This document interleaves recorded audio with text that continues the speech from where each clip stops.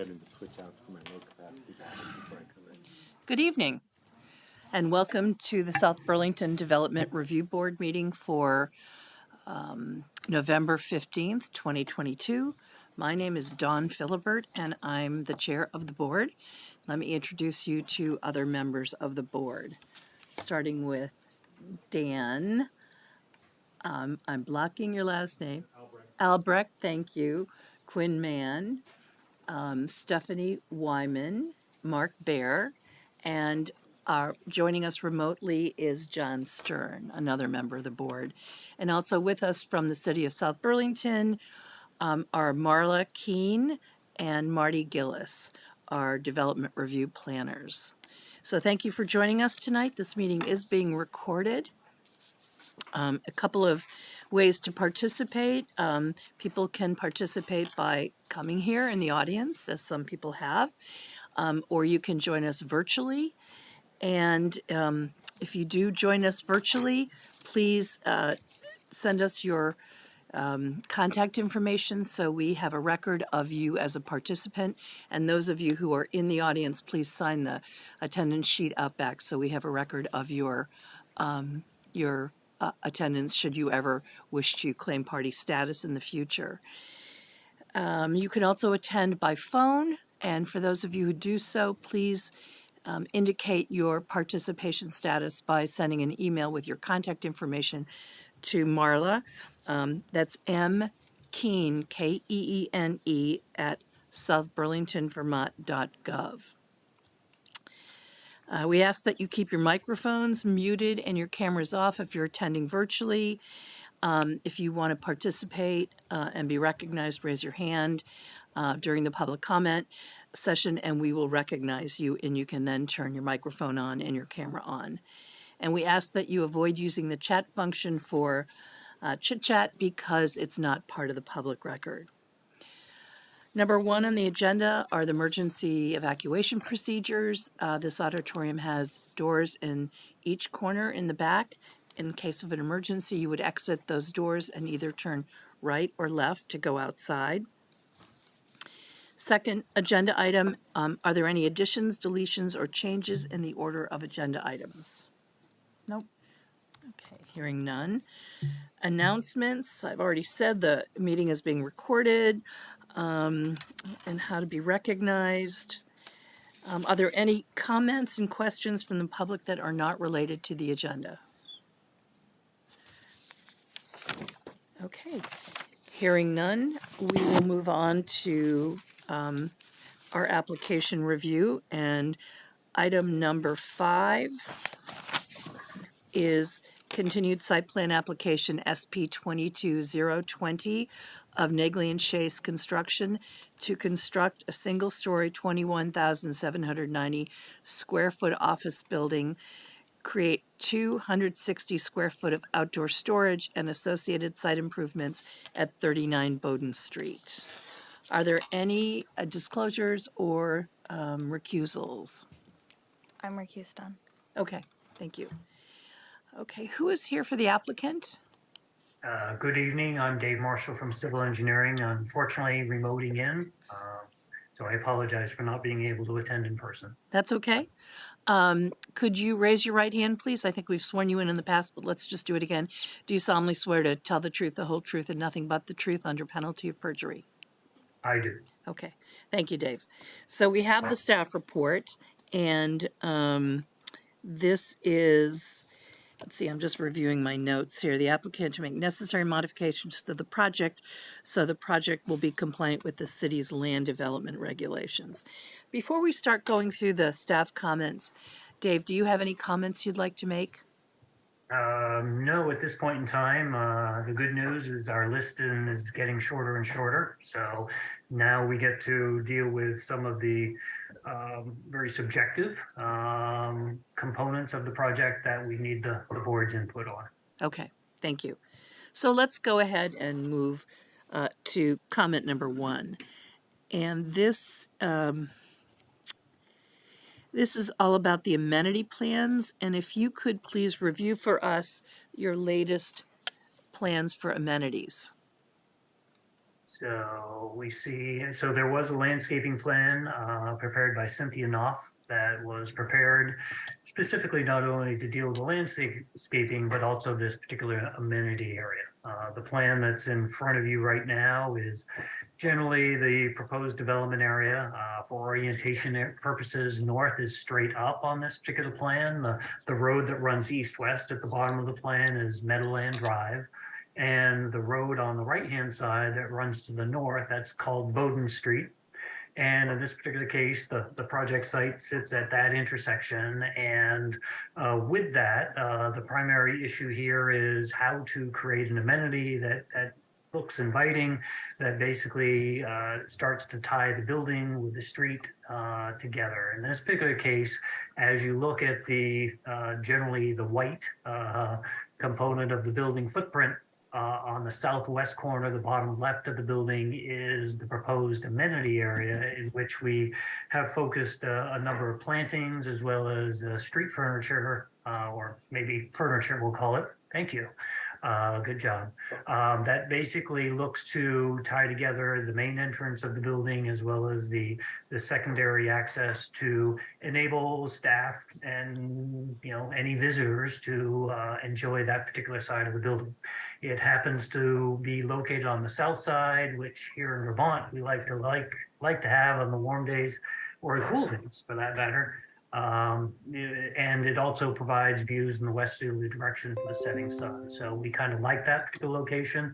It is located again between the building and the street to again provide that particular feature of inviting people in off the street into this particular area. So those are the features that are a component of this particular amenity area. And with that, it's an area that's larger than what is required by the rule, but it seemed to make sense in regards to those particular access points and how to infill that area. Thank you. Questions or comments from the board? So as the board's kind of getting used to this site amenity thing, these aren't my staff, this isn't my staff report, but this is Marty's project, but in sort of a general way, and I apologize, Dave, for using you as a bit of a guinea pig. What we kind of tried to highlight here is that there's a specific list of things that have to be included for each type of amenity. In this case, it has to be adjacent to a street or an entry. Seating has to be a main component of the space, but it has to be well landscaped with landscaping sort of integral into the space. And so the question for the board is not, is it minimum dimension, but is it ticking all the boxes to be considered the type of open space that they've requested, which I think is a parklet? Yeah. Yep. A parklet and a snippet are two different things? No, it's a snippet / parklet. Okay, good. Thank you. All right. What do you think, Ward? I mean, I think that the landscaping isn't an inherent part of it. I think it's sort of like an accessory part of it. What is it? Just those 4 trees, like little planter trees in the sort of 4 quadrants, and the rest of it's hardscape? That's correct, Mark, except over on the east side, there's a little bit of buffering landscaping there Right. also. Correct. And I know that it's larger than what's needed, but part of me is a little concerned because it does butt up right on the shared use path. So, I'm wondering if it doesn't want to have a little separation, a little landscaping between the two of them, or else is it going to start, and I guess maybe that's not a bad thing if it starts to feel like it's connected to the path, or do we separate it by like 2 feet, maybe make it a little longer and have a little connection with some landscaping between it, kind of thing, between the little patio and the actual rec path. Is the rec path not shown on this plan, Dave? It's not, You're right. but it is right up against it. It's on the plot I see plan. the call out. Okay. If you look at C 2.3, I think it shows it butting right up against it. Right. The other plan does show it better. There's a lines missing on this landscape plan. Yeah. So is the intent of such a snippet park just for the employees of the building, or is it to attract travelers to sit down and take a load off. Is it open to the public? I mean, what is the intent? Do we know that? I think the idea is that it could be either. It's supposed to be either directly adjacent to an operable entry of the building or the street. Okay. This one happens to be both. Okay. Right. So the business is not going to have a problem with people stopping and eating their lunch there or something? I just, being supposedly friendly neighborhood, you'd like to think that that's where this will go.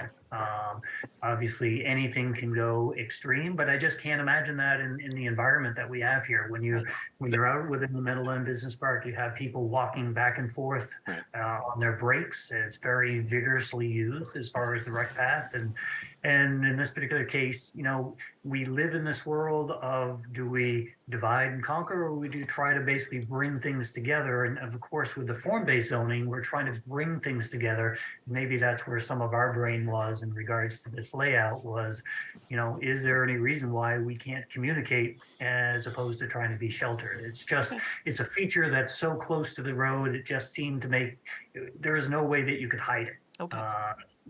In the proximity of the entry and the existing recreation path. Yeah, I'll jump Thanks, in. Dan. I like it. We're trying to create these connections and not wall people off, and it may be hard to visualize out here in the hinterlands, as it were, but 20 years from now, we could have 10 buildings like this, and people feel, it may take some time, but I like it, and it doesn't bother me that it's next to the shared use path at all. So, Thanks. Any other Can I- comments? Is it not a liability? Go ahead, issue John. Is it not a liability issue for the company that would be in this building if somebody who was just totally separate and apart decided to sit down for lunch and started choking or something?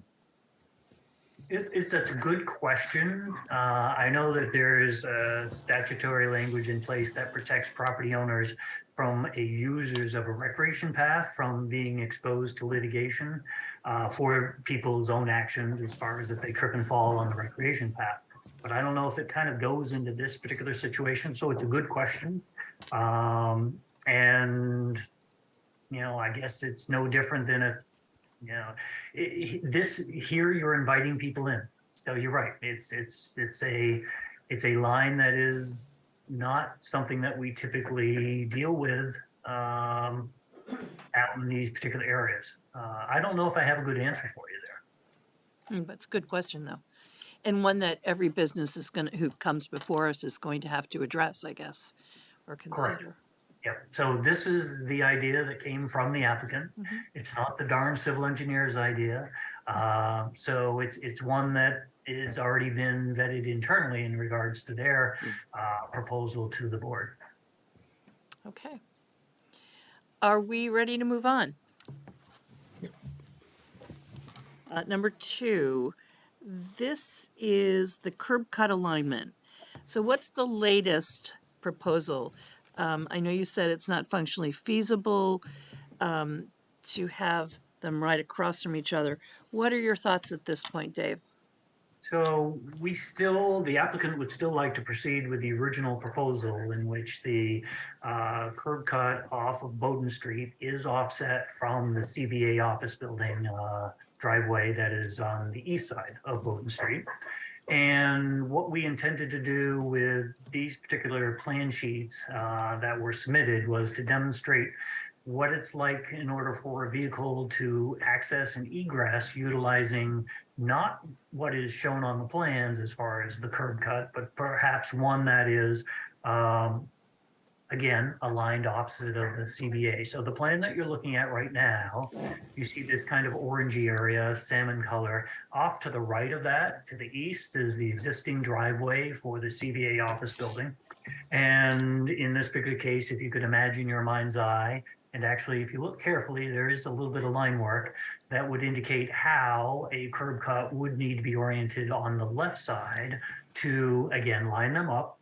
But more specifically, when we try to bring a design vehicle into this particular facility, what I'm going to have you do with your eyes is start at that bottom portion of Bowdoin Street And that's the truck approaching this particular realigned curb cut. It basically pulls in and then does a very, it basically backs up into the loading area. And what the orange represents is the amount of impervious area over and above what's necessary today. Oh, this is very helpful. Yep, this is good. So yeah, so the vehicle pulls all the way in and then backs in to this particular facility. And because of all the line work that's on this plan, we stopped. We didn't try to show you how it comes out. That's for a later plan. So, but in this particular case, what we're trying to do is identify just what pavement area would be necessary to facilitate that particular turning movement based on, you know, the proposed layout of the land that is, you know, a function of available upland areas and configuration, the location to the street. So perhaps now would be a good opportunity to go to the next sheet.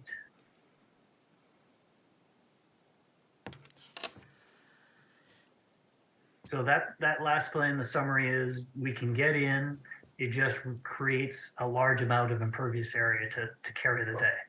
So here, the truck at the building, at the proposed building, starts out of the loading dock area. And now we're trying to get to that newly, you know, the recommended lined driveway curb cut opposite of the CBA. So the truck turns left and it drags its rear end. So that's the secondary line that you see here. But nonetheless, the front cab starts out, it turns left and then back right. And we have to go out into Bowdoin Street, only to have to back up into the CBA driveway to then head back south and north, west, because this is, again, essentially a dead-end roadway system back out to Heinsberg Road. So the shading portions represent the additional impervious area to enable the vehicle to pull out. Because of the dragging nature of the back of the trailer, we would have to basically move the solid waste enclosure a little bit further west. That's the red rectangle. That would create a little bit of impervious area. And then, of course, once we're out into Bowdoin Street and we said, okay, we're out of there, let's now get turned around. We now need to use somebody else's driveway, perhaps. Or I suppose we could have backed into our own. But either way, the trailing edge of the trailer creates some overlap that creates impacts. So thank you. I think that's one option that's not shown here that would be perhaps more manageable as far as the tree impact than the one that's shown utilizing the CBA driveway. So that's so in this particular case, what this basically tells us is that trucks are very good at backing up. They can basically they can move the back end of the truck fairly readily based on the skill set of the driver. But when you're driving out, the tail end always just drags behind you. So it's much more difficult to manage that particular area. And that's what this particular plan shows, is that you can get out. It's just a little bit more convoluted way to basically do that.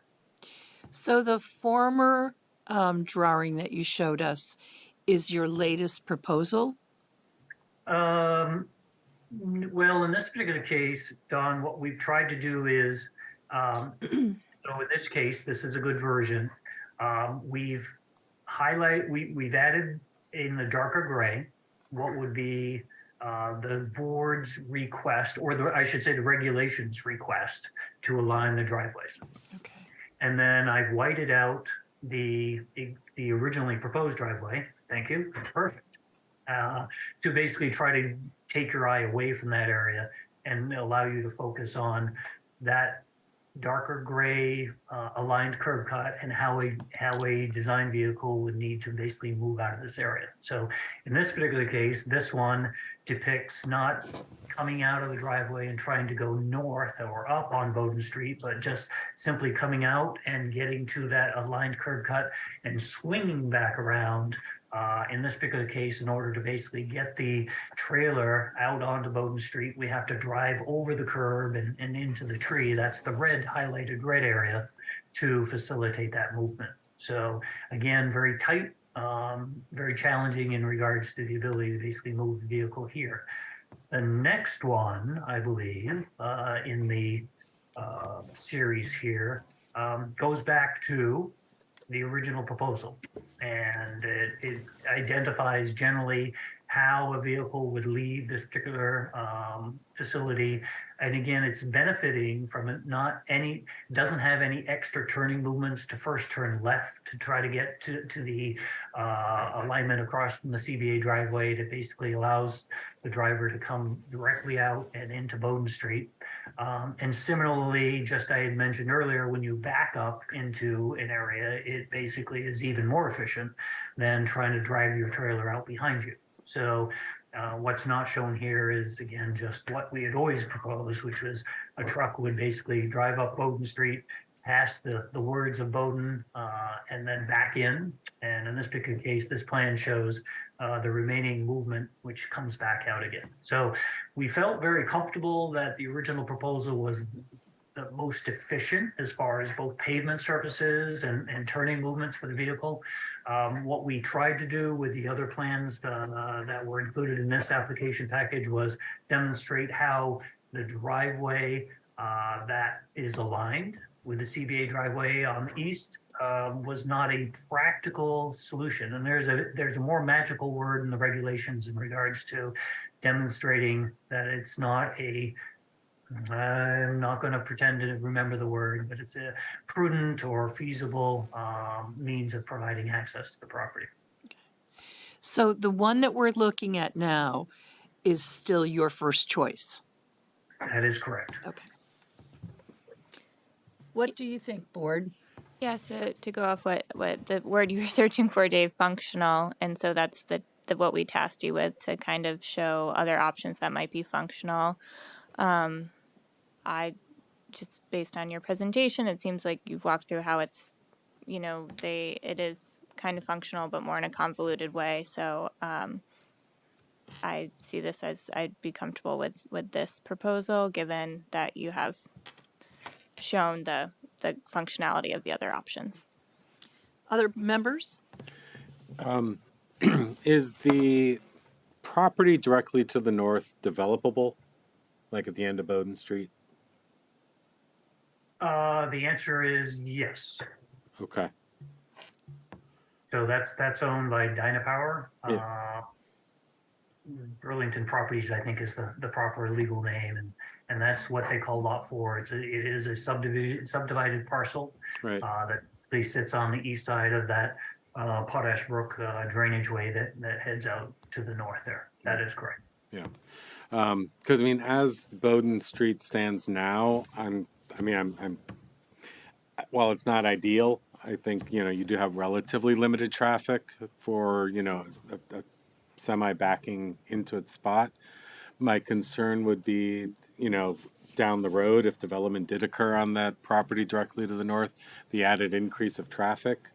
I think that the neighborhood itself lends itself to this type of vehicle movement, vehicle traffic, especially the properties that are, northeast. The two other structures to the north and east, the one across the street and the one directly to the north, are more office oriented. So you get more of the 8 to 9 a.m. and 4 to 5 p.m. traffic leaving. But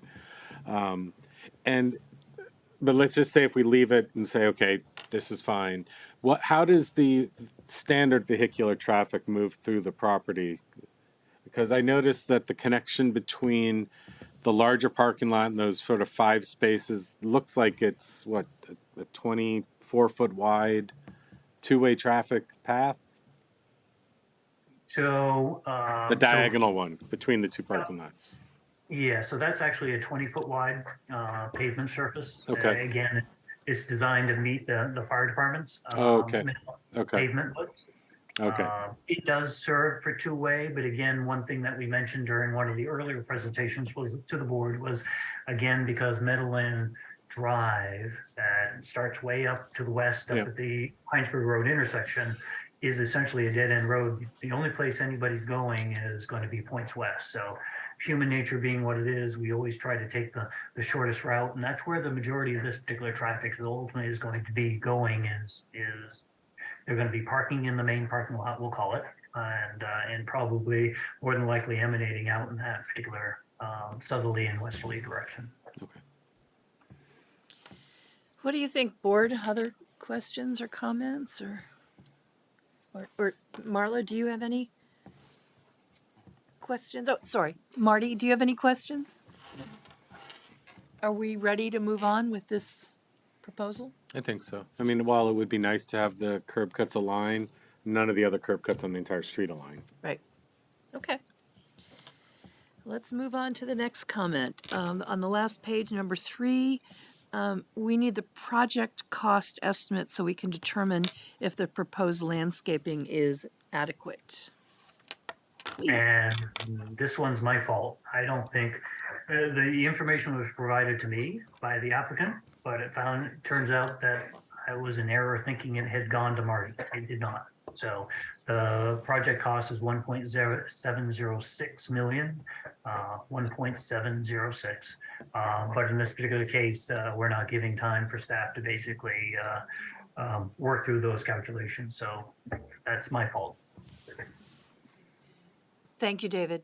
Do you have a question, Marty? I do, yeah. I'm just doing the math backwards from the provided landscaping budget. Looked like you had the landscaping in order for a $1.25 million project, just by my math. So I think that if that is the project cost, then the budget as it stands doesn't quite cut it.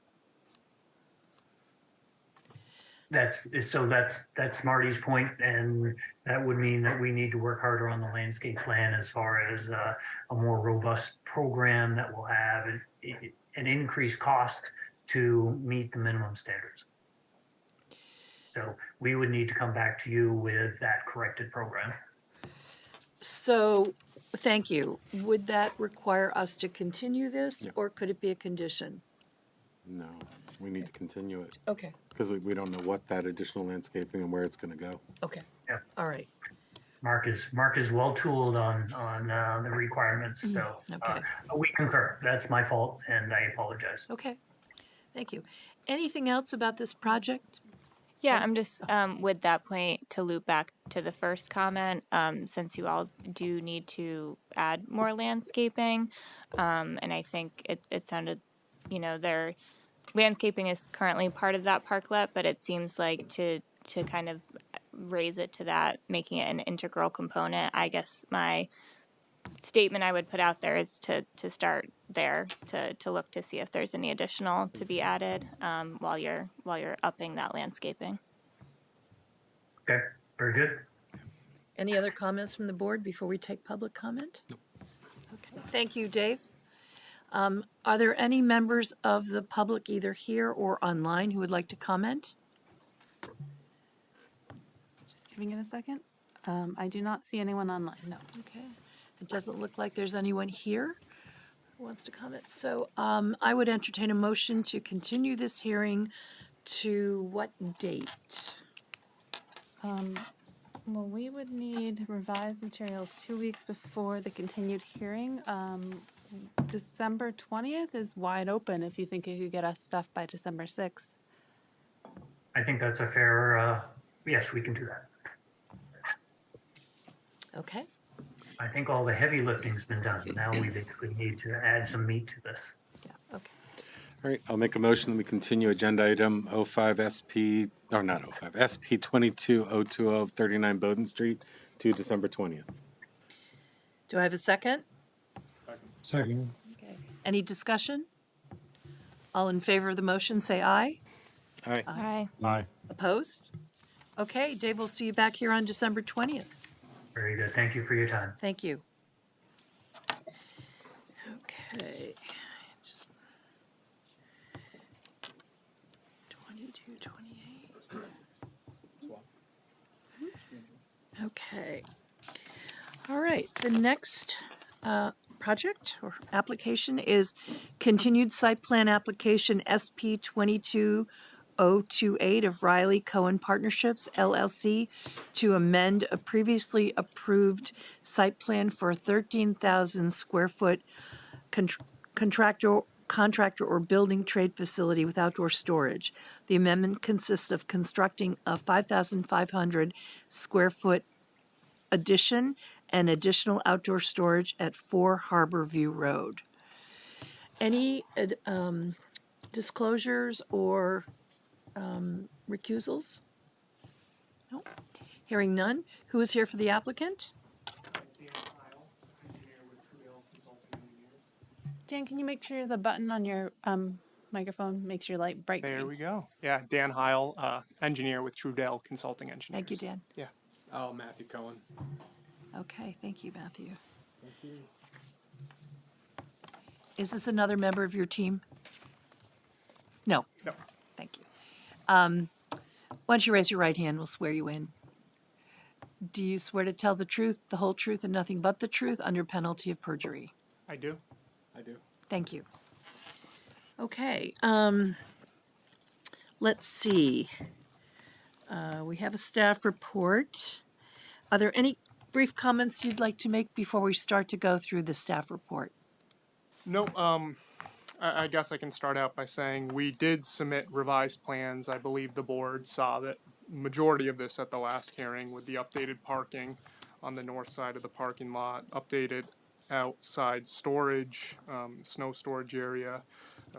The revision that wasn't included on there would be the revised snippet parklet that was previously 340 square feet. We increased that to the 600 square foot minimum Okay. for that. And yeah, I think those are the main changes to the plan. Okay, thank Happy to you. go through the staff notes too, or you All guys right. have any questions? Okay, let's start to move through the comments or the questions, and things will come up.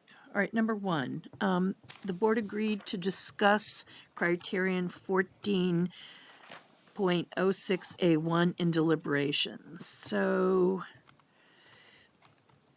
Marla, where do we go with this? I know we did discuss it.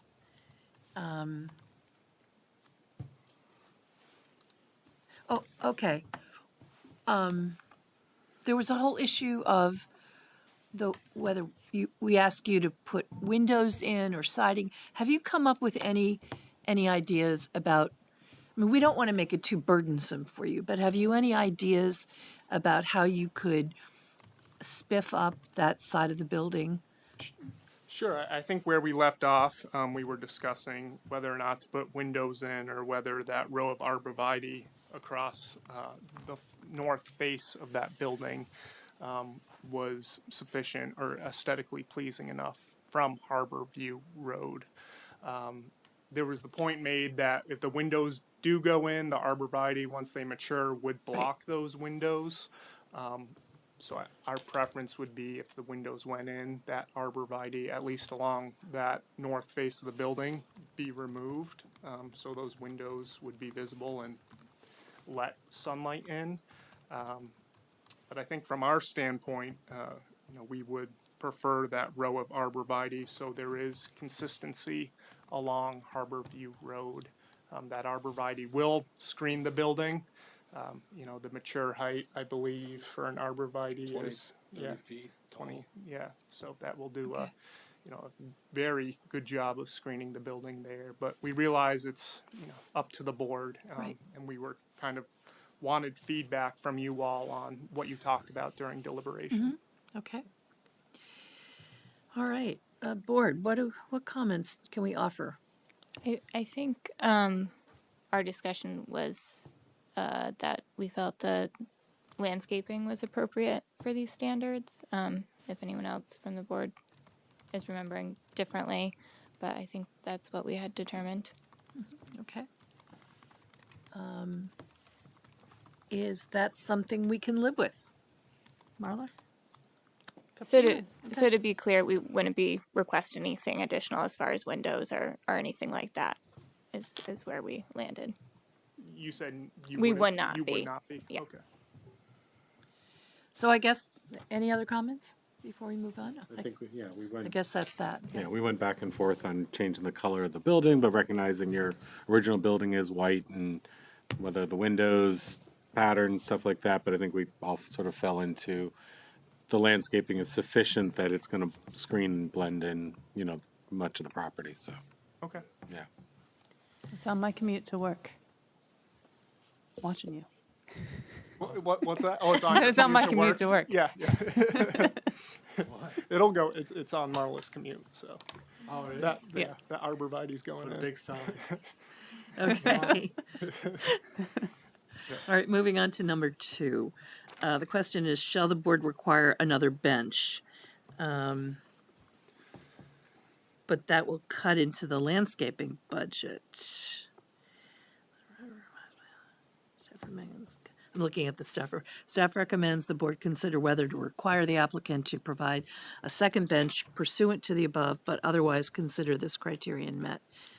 Do you want to pull up the landscaping plan to show that Acknowledges. parklet? Yeah, it's sheet 9. And the bench would conflict with some of the landscaping. Right. So they've proposed really robust, so sort of an opposite to the previous applicant who put in a lot of seating and little landscaping. They put in a little seating and a lot of landscaping. No, that's not the landscaping plan. I want to check that's the the- bookmarks. Existing conditions. Yeah, there we go. And then it's in the southwest corner of the building. Yeah, right there. So let me just ask you, do you have any thoughts about this comment? I think our preference would be the one bench. Checking with Matt, you said there were 4 or 6 employees there Employees during the day. during the day. Okay, That yeah. we feel one bench would be sufficient. Okay. Yeah, I think it's got a nice scale to it with the single bench, and then there's plenty of landscaping. It's got a nice scale and feel. Yeah. Okay. So we're good with that. Thank you. And I think that's it for comments. There was one on There was- dumpster enclosure, I don't see that. Where is that? page 4. Right there. Oh, how did I miss that? Sorry. Okay, we need details about the dumpster enclosure. Thank you, Marla. Yep, that would be a 6-foot-high chain link fence with privacy slats, and there would be a gate on the front as well. Okay, We are okay, and we will add that to the plan for final. okay. Good, okay. Great, thank you. Let's ask if there are any public comments about this project? Any online or anyone in the audience? No? Okay. All right, hearing none, I would entertain a motion to close this hearing. Make a motion to close the hearing for SP-22-028 at 4 Harborview Road. We have a second? A second. Any discussion about the motion? All in favor of approving the motion, say aye. Hi. Opposed? Okay, thank you very much. Great, thank you all.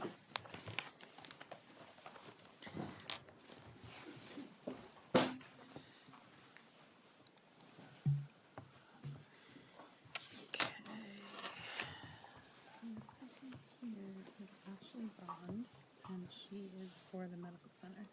Okay, Back in the room. Yep. And then there's someone online as well. That building's gonna disappear. I need to get this up here, hold on. Give me a minute, please. Okay. Ashley, are you representing the medical center tonight? You're welcome to come up to the front. That is 7. 3, 2. Okay. The next item on the agenda is continued site plan application SP 22-032 of UVM Medical Center to construct a 1.5-story, 84,000 square foot, 84 and 6 square feet medical office and outpatient facility with associated parking, equipment, and stormwater treatment on an existing undeveloped 13.5 acre lot at 119 Tilley Drive. Are there any recusals or disclosures? Hearing none. Who is here for the applicant? Ashley Bond with UVM Medical Center. Hi. Ashley, I'm going to swear you in. Would you raise your right hand, please? Do you swear to tell the truth, the whole truth, and nothing but the truth under penalty of perjury? I do. Thank you. Okay, so you're back. Medical Center is back again. Before we start to go through the staff comments and questions, do you have any comments you'd like to make? Just tap the little button. No, we're here. I believe it's a very simple wrap up for the hearing. Okay. With the final site plan that was submitted by Gail to Marla. Okay. All right, so let's move ahead then. Staff comment number 1, we need an update. We need an update about the tree placement. And this is actually the only staff comment. So what is the latest? The final site plan was submitted. We did not change any of the tree placement from what had been previously submitted on November 1st, where we asked for the continuance. The westernmost facing trees are as you had requested, to be more evenly spaced. We did remove one tree from one of the center islands, but that was the only change, and we moved it to the north side. Okay. So, and this, how did your discussion with neighbors go regarding this? We had a positive discussion with the neighbors, and we understand this is a mutually agreeable plan. Okay. Good. So we're good to go. You're good to go with this. Okay. Any comments or questions from the board? Oh, I was just going to ask, so I know the discussion was whether or not the plan met the LDRs for shade trees, and we were going to be discussing it because there was neighbor requests, and I'm seeing this. Does this plan meet what we're seeing, the regulations? So the regulations are 1 shade tree per 5 parking spaces.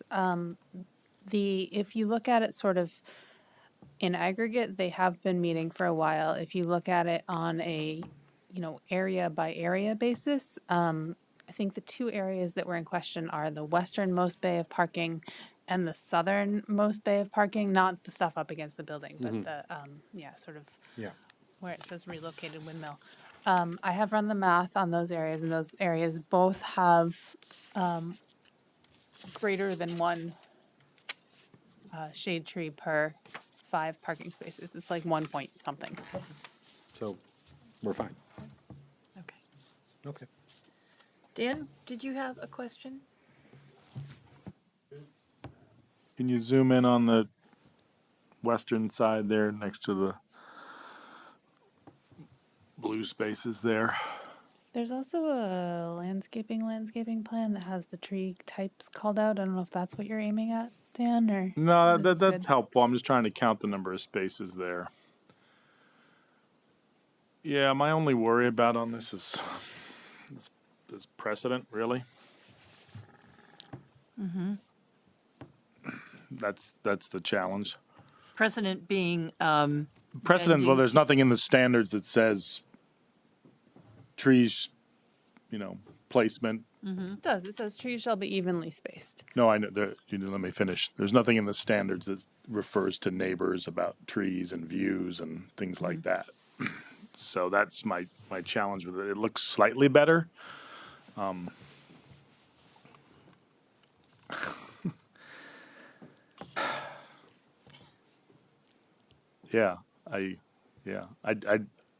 understand the principle of cooperating with neighbors, but we're here to enforce the standards. We're not here to, So it also leads to a potential for micromanagement of every other application that comes before us that's got trees along a perimeter. And the intent here is that it's not about screening. It's not one of those screening standards about we're trying to block commercial warehouses from being seen from an abutting residential neighborhood.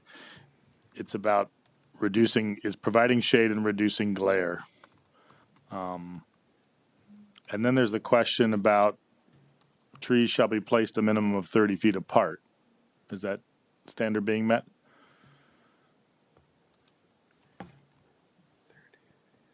thought the standard was at least 30 feet apart. Shall we place a minimum of 30 feet apart, right? So the question is that what's going on if it's a minimum of 30? It looks to be. Yes, I believe that's what we've done. Yeah, I mean, like the tightest ones look like the ones that are sort of in the middle of the long blue, and that looks like it's 3 spaces, which should be about 30 feet approximately. Okay. So that opening along the long blue, that opening right there, thank you, is that for the neighbors' benefit? Was that part of the negotiation? That's the view shed. And Okay. You'll note, sorry.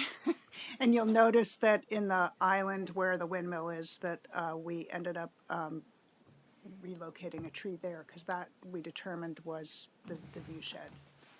Okay, all right. So where is the windmill now? So there. Oh, okay, all right, The windmill has not moved. okay, good.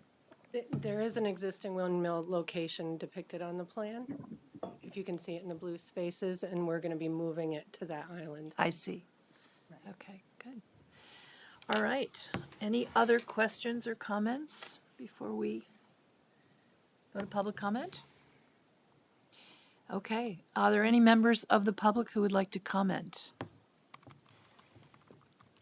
Do we see any online? Yeah, Brian Armstrong. Okay. All right. Brian, are you with us? I am. Can you guys hear me? We can. Tell us who you are and what your thoughts are. Brian Armstrong, and I'm a resident of 50 Old Farm Road. I apologize. Apparently, I missed the meeting a couple weeks ago, but I'm one of the persons been involved, both with O'Brien, as town knows, and UVM. And I do appreciate the perspective in questioning the enforcement of standards that have been set out. I would politely ask, were not those standards dictated by the entire process, meaning the hearings that we're having, the discussion, going at 250, other appeals that go down this road? And so I would argue, I think there's a spirit of this entire process that is about cooperation. And it seems like from afar, and you guys know the regs better than I do, that the vast majority of the regs have been almost, if not entirely, met. You've got neighbors working with neighbors.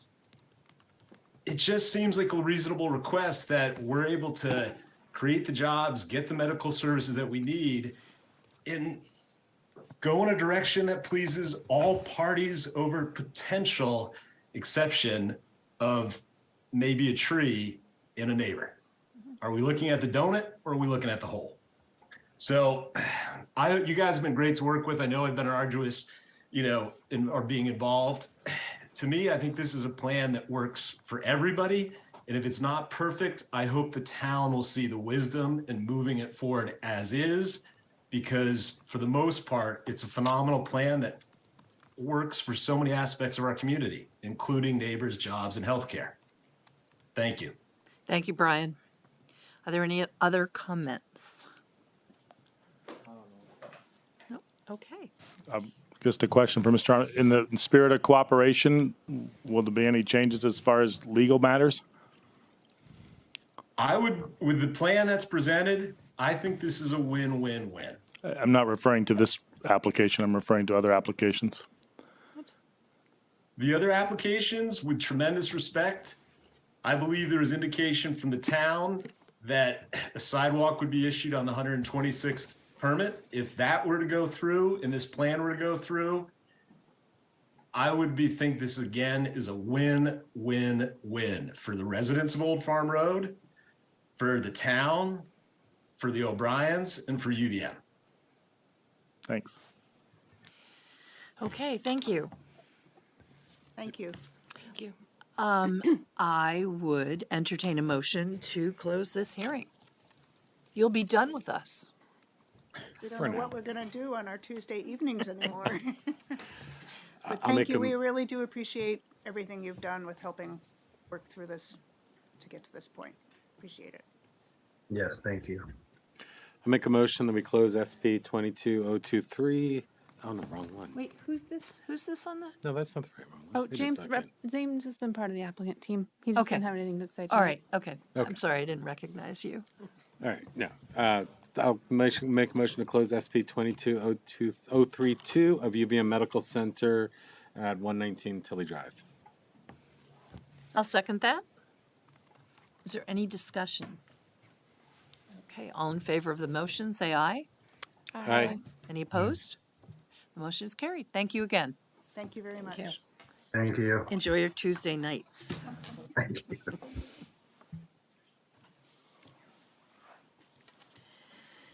Okay. We're way ahead of schedule. Don't say that. Don't say that. I know. I brought my coffee. Sorry. And I work all day Sunday. I'm done. They're complaining about their Tuesdays. Come on down.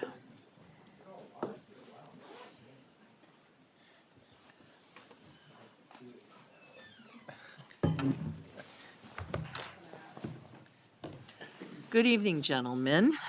Good evening. How's it going? We're back. Okay. All right. Agenda item number 8.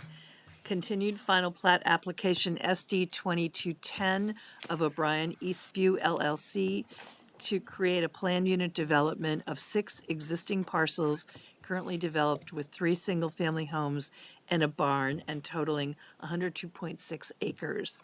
The development is to consist of 150 homes plus additional inclusionary offset units in single-family, duplex, and 3-family dwellings on 11 lots totaling 23.9 acres.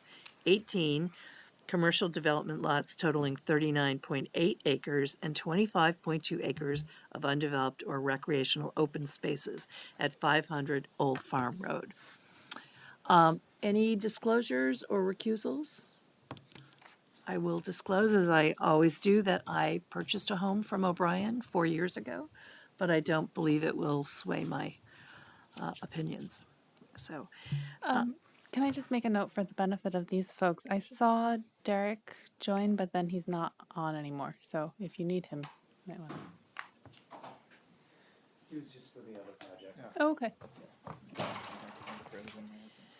so who is here for the applicant? Evan Langfeld with O'Brien Brothers. Andrew Gill with O'Brien Brothers. And I'm Scott Homestead, a civil engineer for Krebs and Lansing for the O'Brien Brothers. And I think you've all been sworn in. So I think it would be our preference to start tonight by talking about the roof height issue.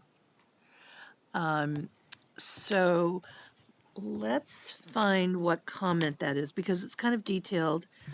It's just in the cover memo. Oh, okay, right, which I don't seem to have in front of me, but, so give us a little overview of this so that we can discuss this with you. Sure. So Please.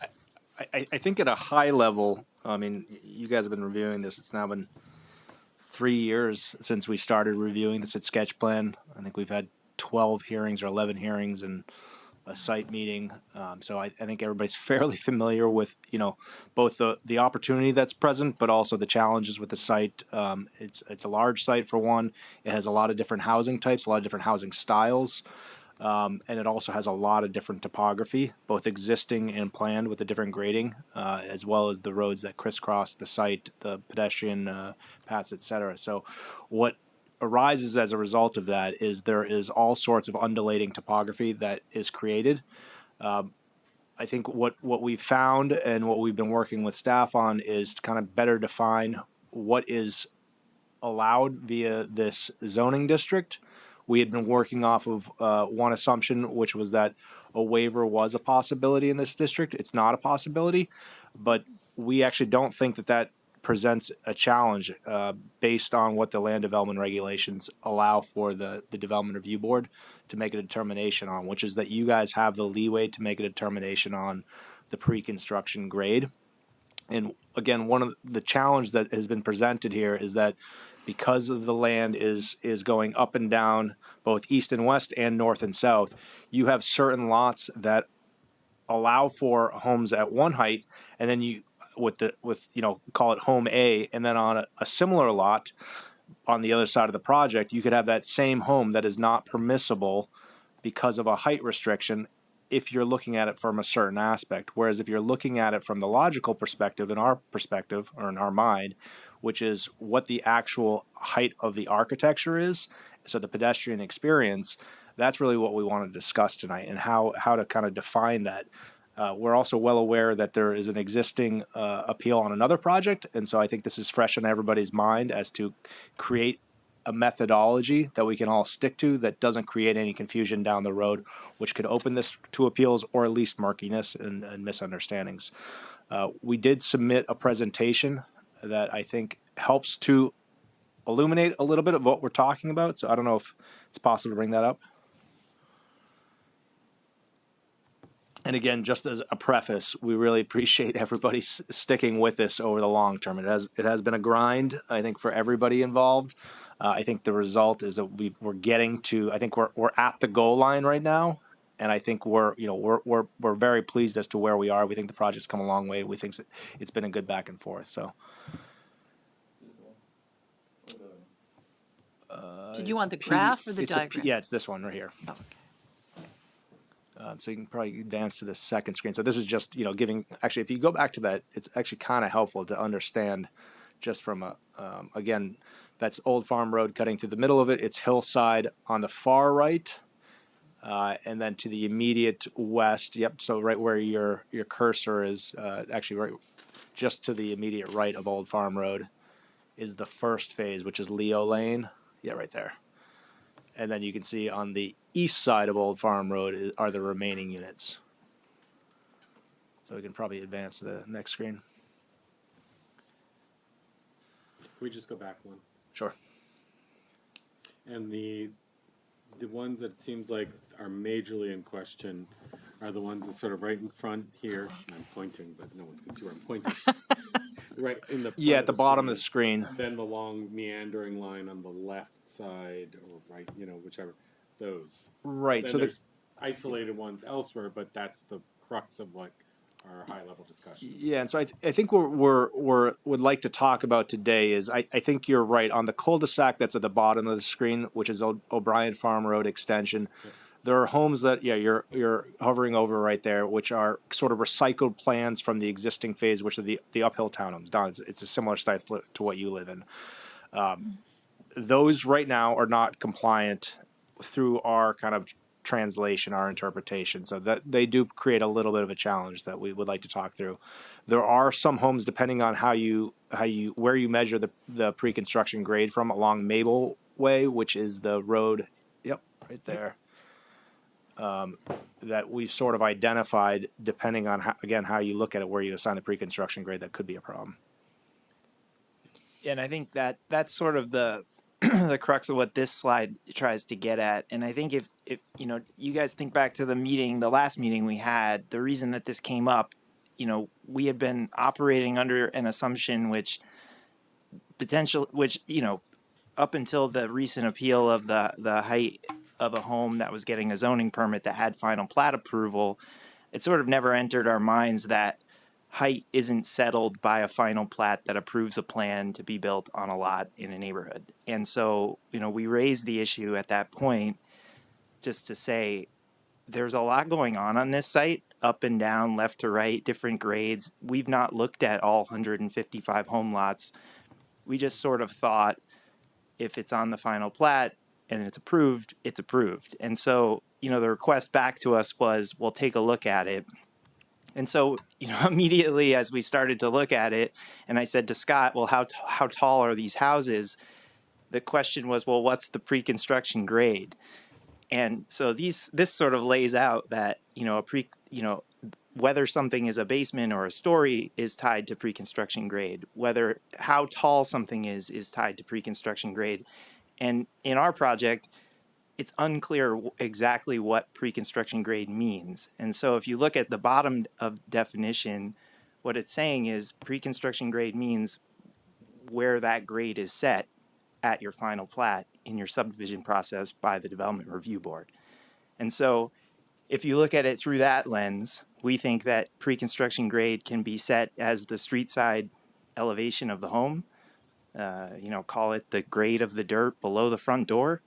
And that if you look at it through that lens, the homes we're proposing work with the exception of the 3-story townhomes, which have an extra story. And I think what we've tried to do, and really we spent a number of years working with you guys, is to really emphasize the pedestrian experience, the streetscape.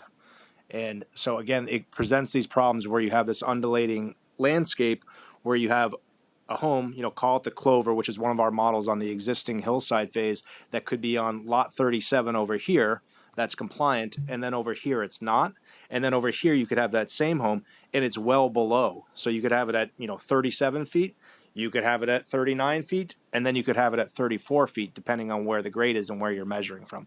And so that's the issue we're trying to deal with. But again, what these definitions provide for is clearly that the Development Review Board has the leeway and the purview to assign a pre-construction grade. And I think that was probably the intent of when the LDRs, when this language was created, was to give yourselves some latitude. Because a project of this scale, on this type of topography, you're never going to be able to assign one defined pre-construction grade on a streetscape in the middle of the road and say that's it and have it work. Because what you'll end up with is a bunch of 3-story homes on one area and then a bunch of ranch homes on the other.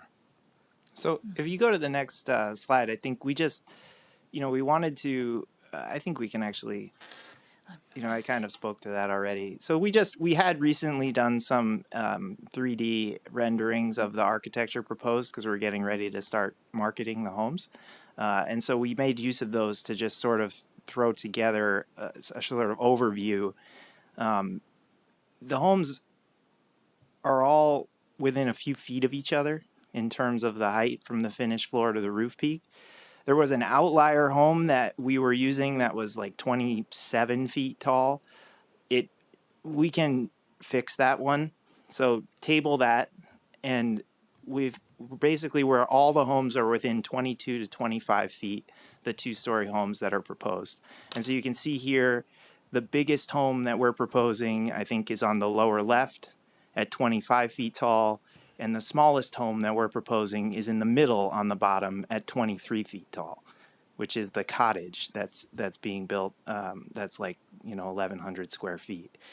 And so in terms of the actual physical structures, they're all remarkably similar. The difference here is how they're placed on the land, what the road is doing, and what the site grading around them is doing. That's making it, depending on how you define that, they either work or they don't work. So there's one more slide that just has a few more images of plans. So you can see a few more of the models and variations. Again, our tallest plans are 25 feet, and the other plans range from 22 to 25. Is the bottom right one home? Yeah. Wow, it's huge. Yeah, so really what we've tried to do throughout this development, actually even more so than on Hillside, is provide even more variety. So we have townhomes and duplex and triplex conditions. We have a cottage concept, which we don't currently have, which is a very small home. It's not really a tiny home, but it's a small home in the 1,200 square foot, 1,100, 1,200 square foot range. And then we have kind of, what you would see in maybe the Five Sisters neighborhood of Burlington. So kind of an old style, post-war with a detached garage. Then we have more traditional homes that you'll see in Hillside, and then we have some larger homes that are on the Maple Way, so we're kind of calling the view lots.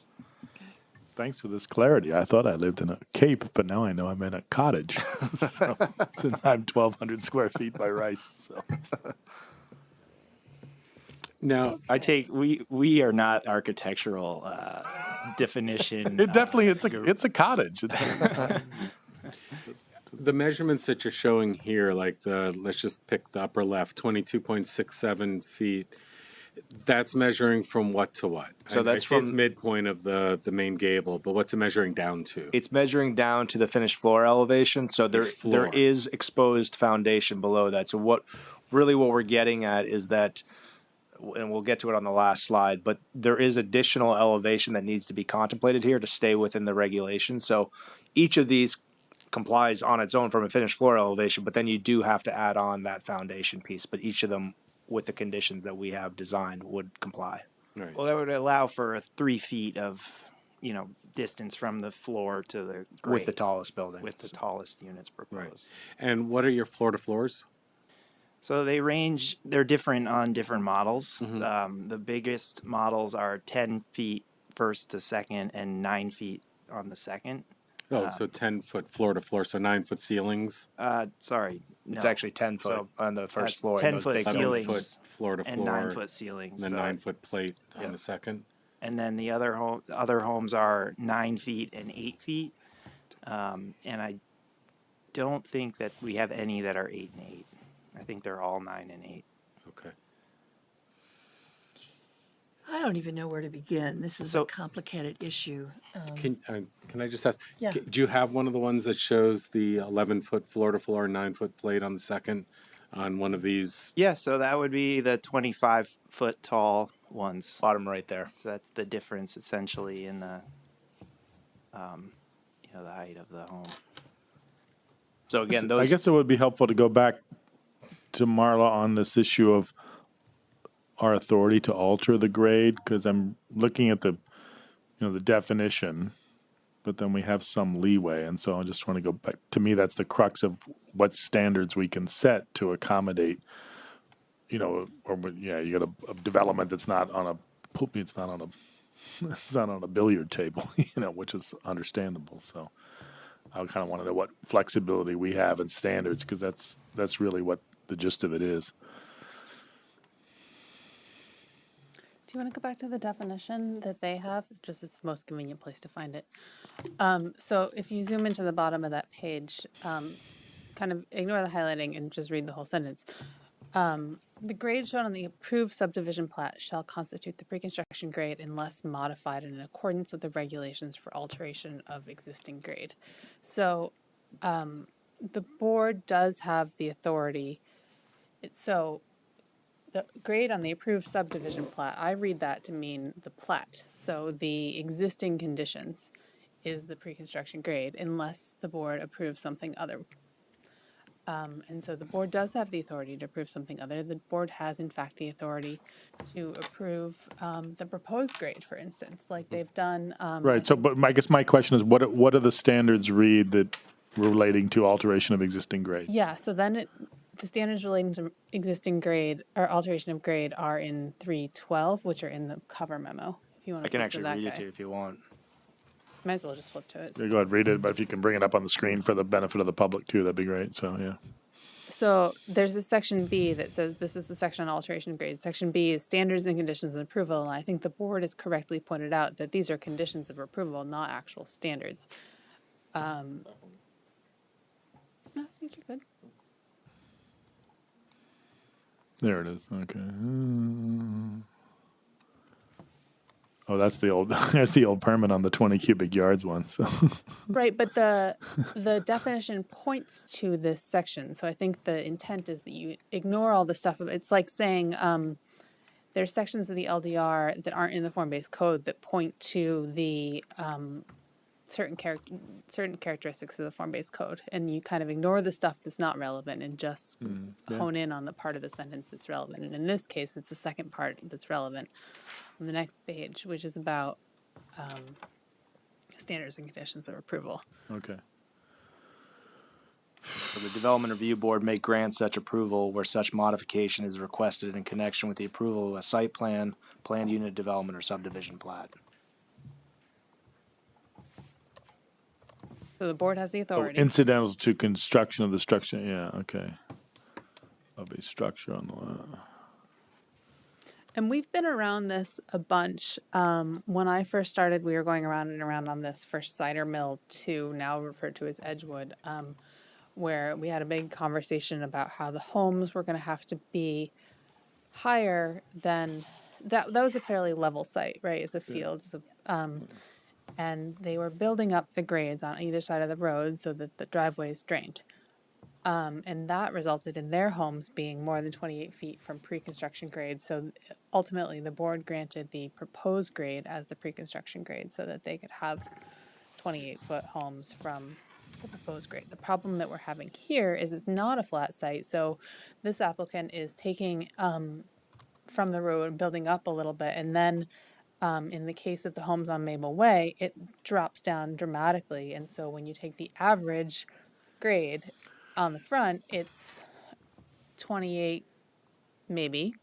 And then on the back, it's 36 because you have an exposed basement. And so the average of 28 and 36 is clearly more than 28. And so I think one thing to keep in mind with that is that, we've really concentrated on the street presence, but on the Maple Way homes, which are probably the most kind of conspicuous for that point that Marla just brought up, that is also the transition to the industrial commercial area. So those homes are not kind of cantilevered over another residential neighborhood. If you think about, I don't know, probably 9 months ago, we were talking about the transition from the industrial commercial to the residential neighborhood.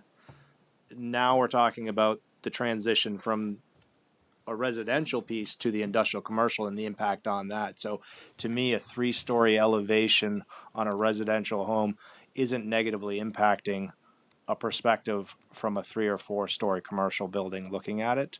Whereas, if you reverse that and said, okay, you've now got a 3-story building that's overlooking a 2-story home on a streetscape, that might be a little bit different perspective. So I think, again, context is very important in this discussion. Yeah, and the other piece, I think worth pointing out is depending on the grades on the given lots on Maple Way, it's pretty hard to make even the smallest homes proposed that are 2 stories work. And so because of the conditions the road is creating, there's a high likelihood if you're looking at it as saying the backyard and front yard average grades that you're only going to have 1-story homes on the downhill side of that road.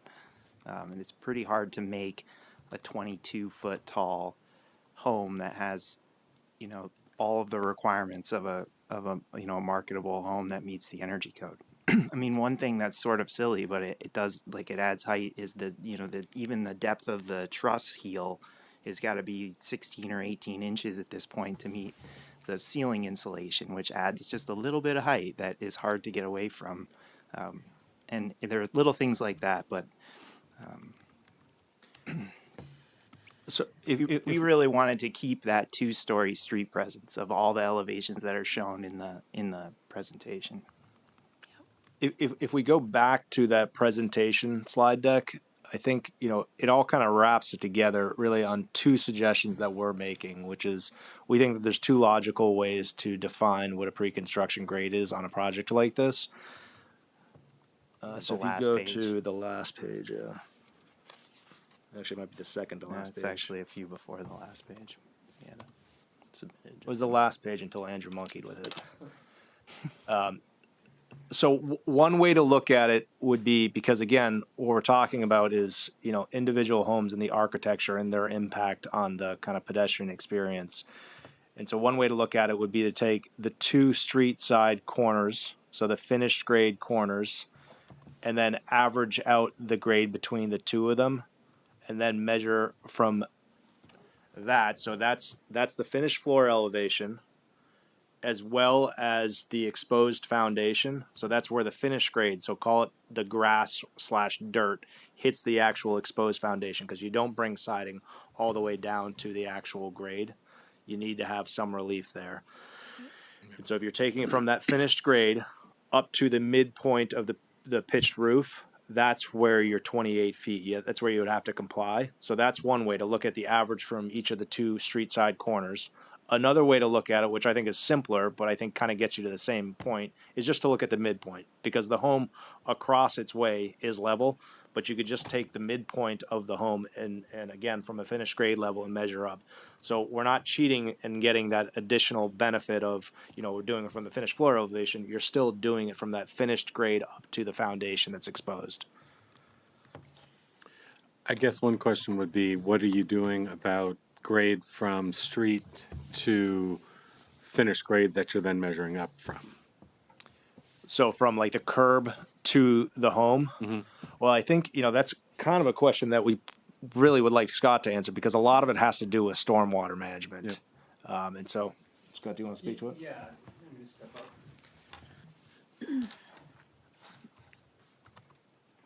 He's on. The other one. Maybe the other one. This one's on. There we go. Excuse me. So part of the issue with looking at the road elevations is that we have units on this site that are, 60 feet wide that are on a street that has, a 5 to 8% slope going down it. So, we have units where the finished floor elevation is basically below the road on one end, and then you get to the other end and it's up. And so if you think about, the road being, a diagonal and then a street and then the house being flat across, you could get, like we've been talking about, 28 feet on this end and 34 on this end. And so this is, but talking to Mabel Way in general about the grades from the street to the house, when I design, I start at the garage slab elevation and work back to the curb, so that can be generally, I like to have 1.5 to 2% driveway slope, so it drains back to the road, which we do need for stormwater management, because all the stormwater runoff from the houses and the driveways needs to get into the stormwater collection and management system. And then, so I start with that grade as my starting point, and then tell these guys where the finished floor should be from there. 'Cause generally, most of these, I think we're going up about 15 inches from the garage slab to the finished floor, and then we go from there. And that's how that was our baseline for determining that. And I think that's somewhat industry standard, I would say. Yeah, I think one challenge, like we looked at a methodology of saying, base it off of the street grade. But when the street grade is changing 5 feet across the house, it's like, well, which street grade? So like if we pick the one side, it can work. If we pick the middle, probably maybe still works. If we pick the right side, it doesn't work. And so then it's like, trying to find a methodology that's just not impacted by those sorts of things is where we landed on just saying, I sort of like just saying what's the grade below the front door, but I think it's Can I get a hypothetical example of if the elevation of the road is 0, how high is the front stoop relative to that? What kind of distance are we talking about? How close is the house to the street? I'm trying to get visually in. Yeah, I think generally, most of the, again, just speaking to Mabel Way, which is most of the discussion is on, I think those are set back about probably 30 feet from the curb or more. And again, on many of them, there's, probably balancing that cut fill. I think you're going to find that stoop is maybe a foot or so above the curb, not much at all in general. Okay. I wouldn't want to play gotcha. There's probably a unit where it's but 3, we're not talking about here and like, the door's up there. Yeah, I think Scott mentioned that typically you like to be 1.5 feet above the curb. Above the garage, which is, maybe 0.5 foot to a foot above the road elevation and up from there. So yes. Everything seems to align in that 3 foot range. There are instances where it's off or not, but generally, as we've looked through, 10 different ways of slicing this up, whether it's the road elevation, the midpoint elevations of the home, it's about 3 feet that you end up needing for whatever metric you want to pick. And I think in addition to the height of the actual home itself. And for me, like this neighborhood was all about density. And so you should. It's not urban, but it ain't suburban. That's for sure. Right. So it's gonna. They're not townhouses connected to each other, but it's gonna have that. And this may be where Dan's going, but just to kind of bring it, focus the conversation a little bit. The point here is that height waivers are prohibited. Andrew's saying that everything seems to be in the 30 feet or so to the midpoint of the roof relative to the street. And so I think what they're asking for is, and does the board think that the project with the homes designed as they are, with the relationship that they have to the street that we've just gone through, seeing how long the driveways are, is that meeting the height standards? And if so, does the board consider this, I guess I want to say, backdoor way to getting a height waiver? Is that where we should go because the project does achieve the objectives?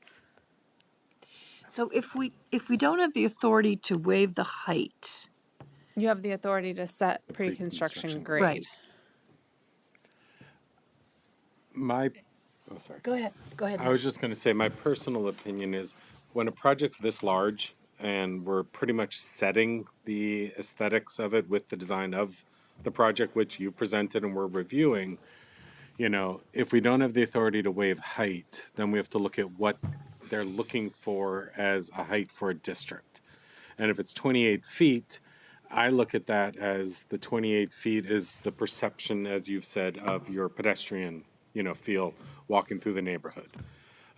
So if there's a mechanism that the board is allowed to implement, as long as you stay within the confines of 28 feet from, let's just say, the front stoop, to the midpoint of the roof, knowing that, the back of the house isn't going to meet that and going around the average of it's not going to meet it, but it's the pedestrian way and viewing it from there, I'm okay with finding a way of setting the, pre-construction grade that meets the 28 foot. And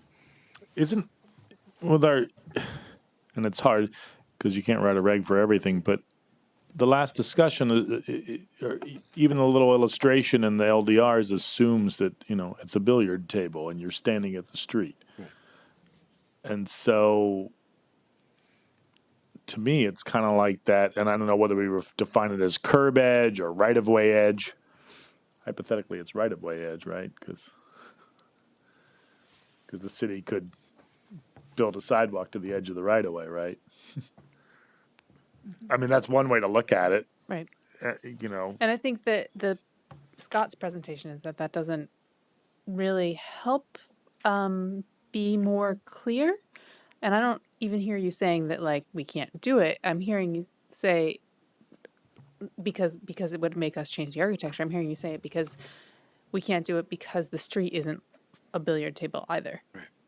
Right, but I do like the idea about midpoint. My idea is that we just don't want something where you're walking along the road and all of a sudden it's one building just looks out of character and all. So as long as, and you obviously wouldn't want a sunken road, because if so, to me it's like it's the intersection of, if you were to draw a line from the midpoint of the house out perpendicular to the road or to the edge of the right-of-way, what's the grade at the edge of the right-of-way?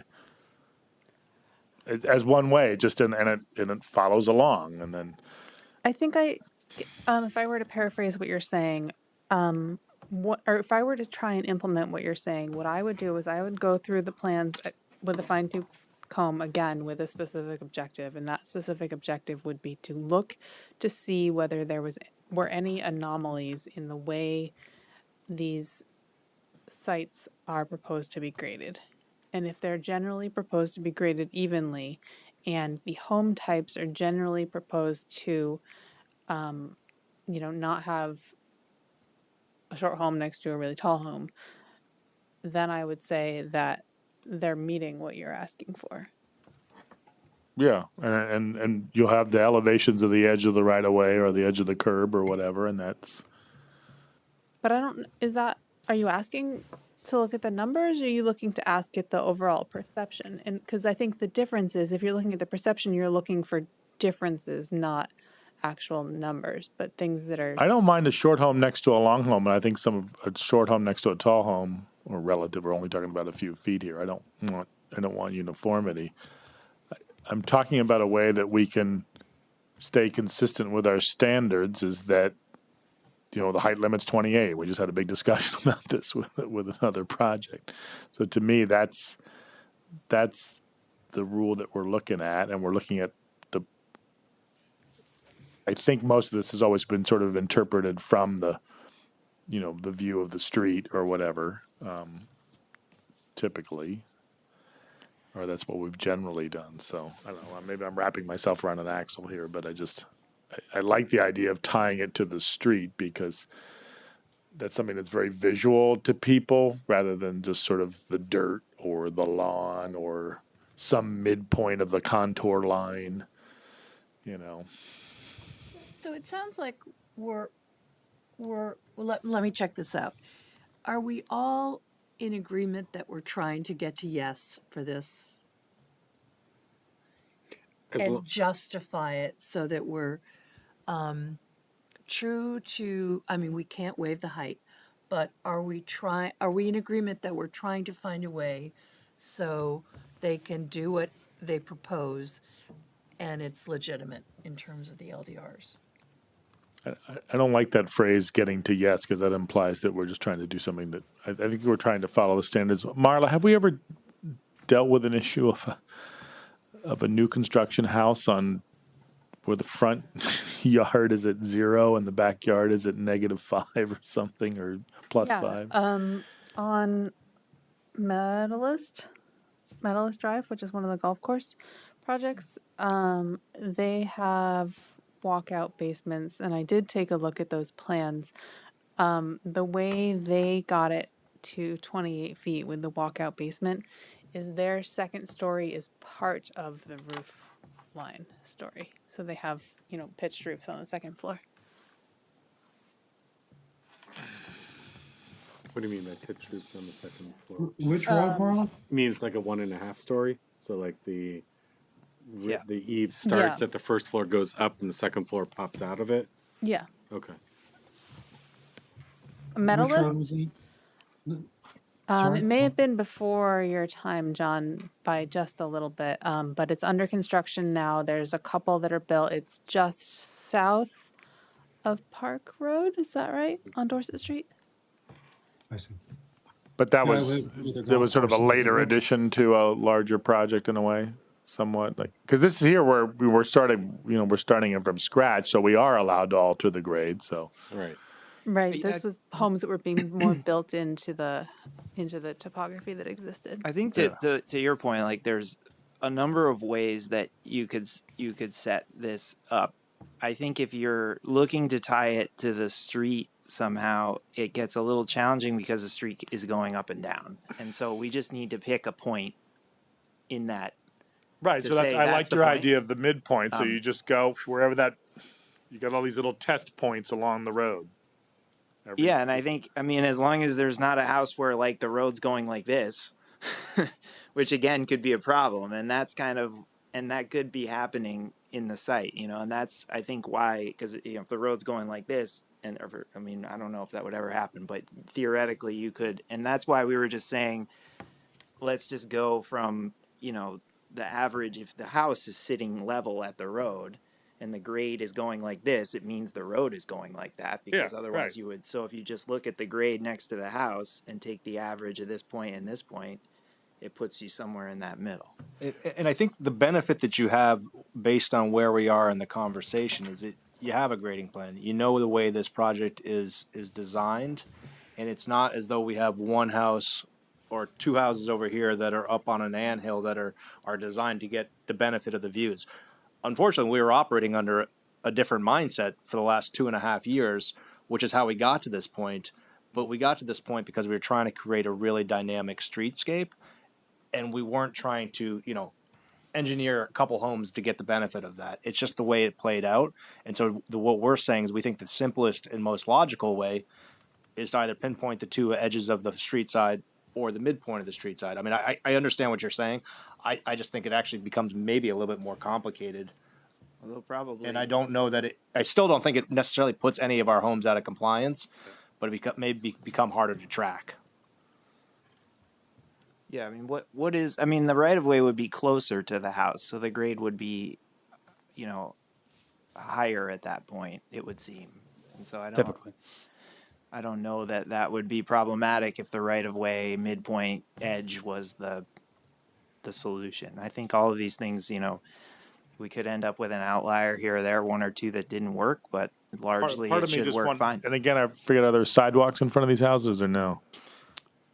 Yes, not on the downhill mobile way. I don't think Way it's shows. it. We should focus entirely on Maple Way because this problem is pervasive in the development. So the homes on Leo Lane may or may not comply. The flat homes on Old Farm Road may not comply. Like if you're looking at their height relative to Old Farm Road versus their height relative to their grading plan, and so I think it's really challenging to not just be looking at the design grades for the site work we're doing, and those design grades are the points next to the homes. It's a good point. So those detached garage, kind of traditional 2-story homes that I referenced that are on Old Farm Road, that are fronting on Old Farm Road, a number of those likely wouldn't be compliant in this situation either because you're building up above Old Farm Road. And so it really is sort of not related to the home so much as the lot that it's on. And we've already identified one of the homes on Maple Way where the architecture is probably a little bit too close. That's the one that's at 26.75 feet from the finished floor elevation to the midway through the pitched roof. And so we're automatically saying we're going to have to change that architecture. We acknowledge that, and we're going to change it. Would prefer not to change a whole bunch of other architecture. For one, we think we have nice architecture. I mean, you guys have seen the architecture for a while. We think it works well. It's complementary to one another. Well, and we're also additionally we're tabling 14 duplexes on O'Brien Farm Road Extension, which is unfortunate. It's the most affordable product that we have for sale.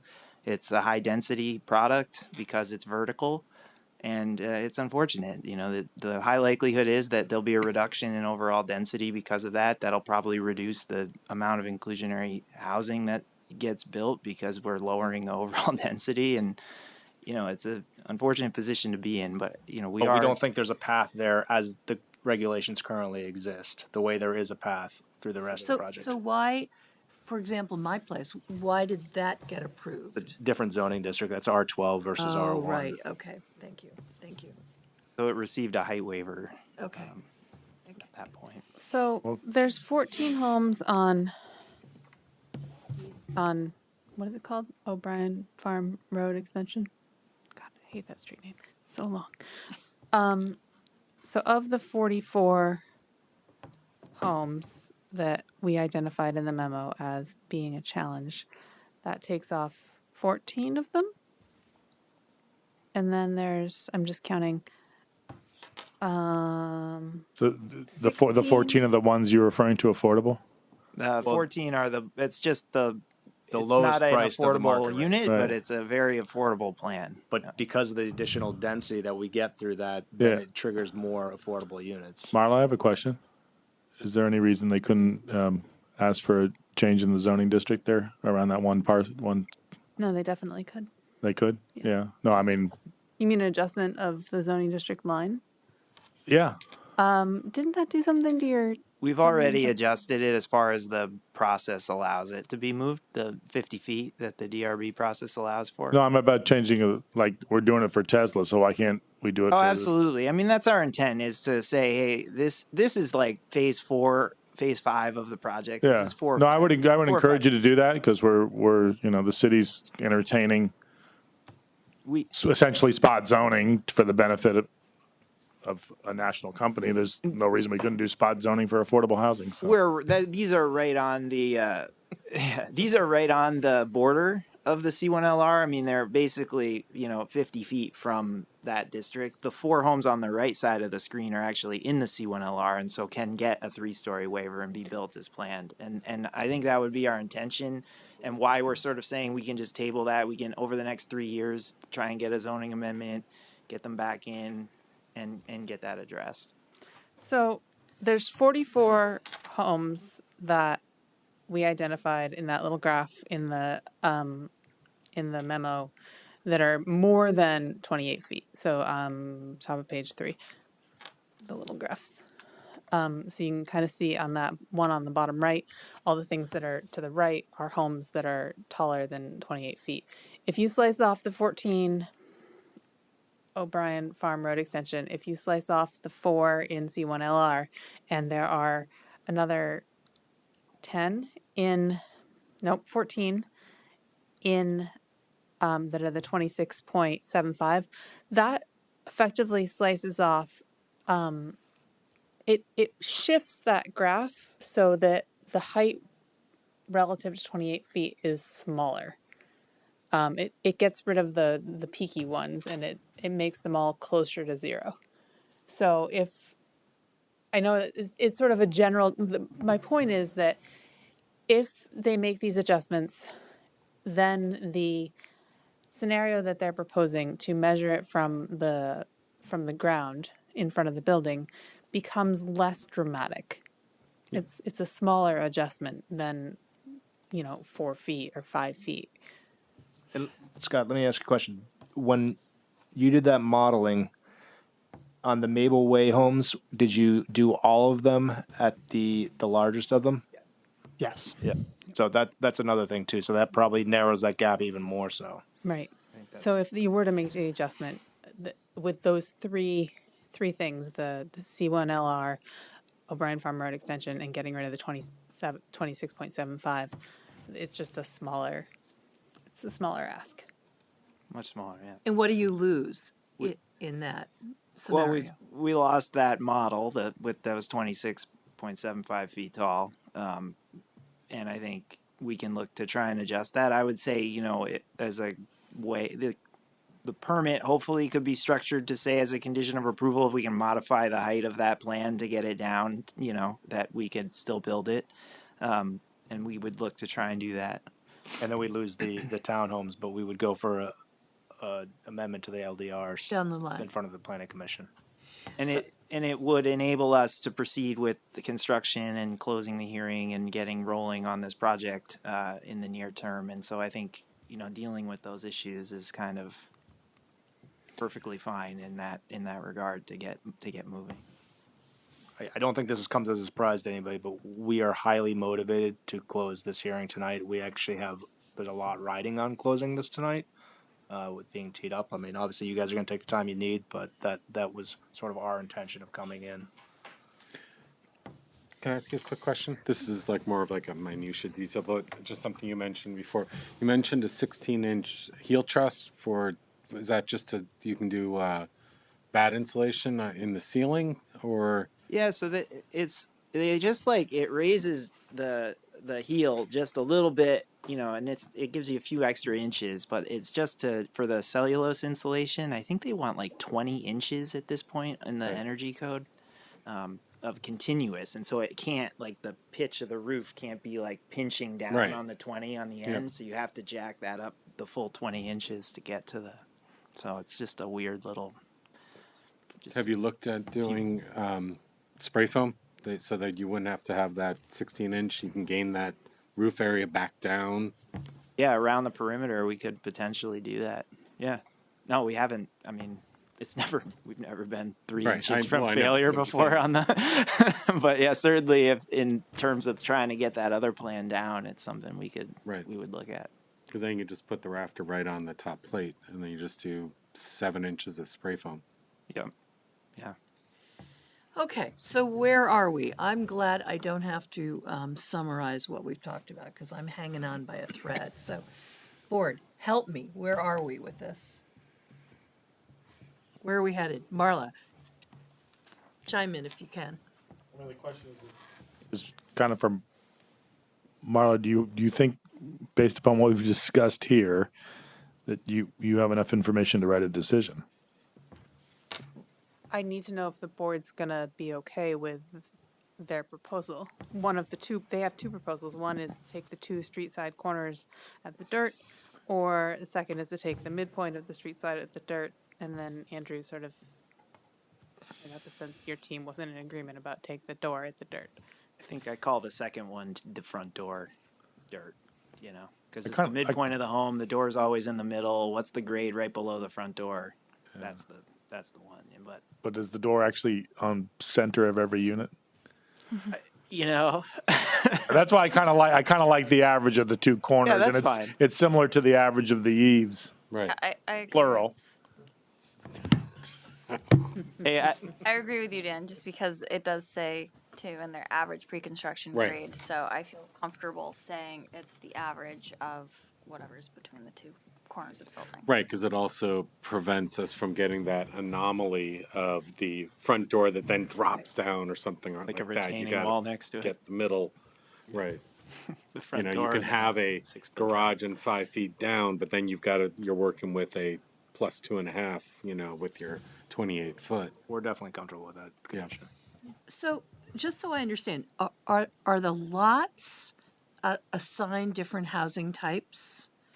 So, if I come to you and say, I want this lot, but I want that house on this lot, which is what happened in Hillside for a lot of, this is a different deal. So correct? there are the difference between, so Hillside had, on single families, you had a downhill home condition, which had a slew of houses. You had an uphill home condition on single families, slew of houses, and then the same thing with the uphill and downhill townhomes. Right.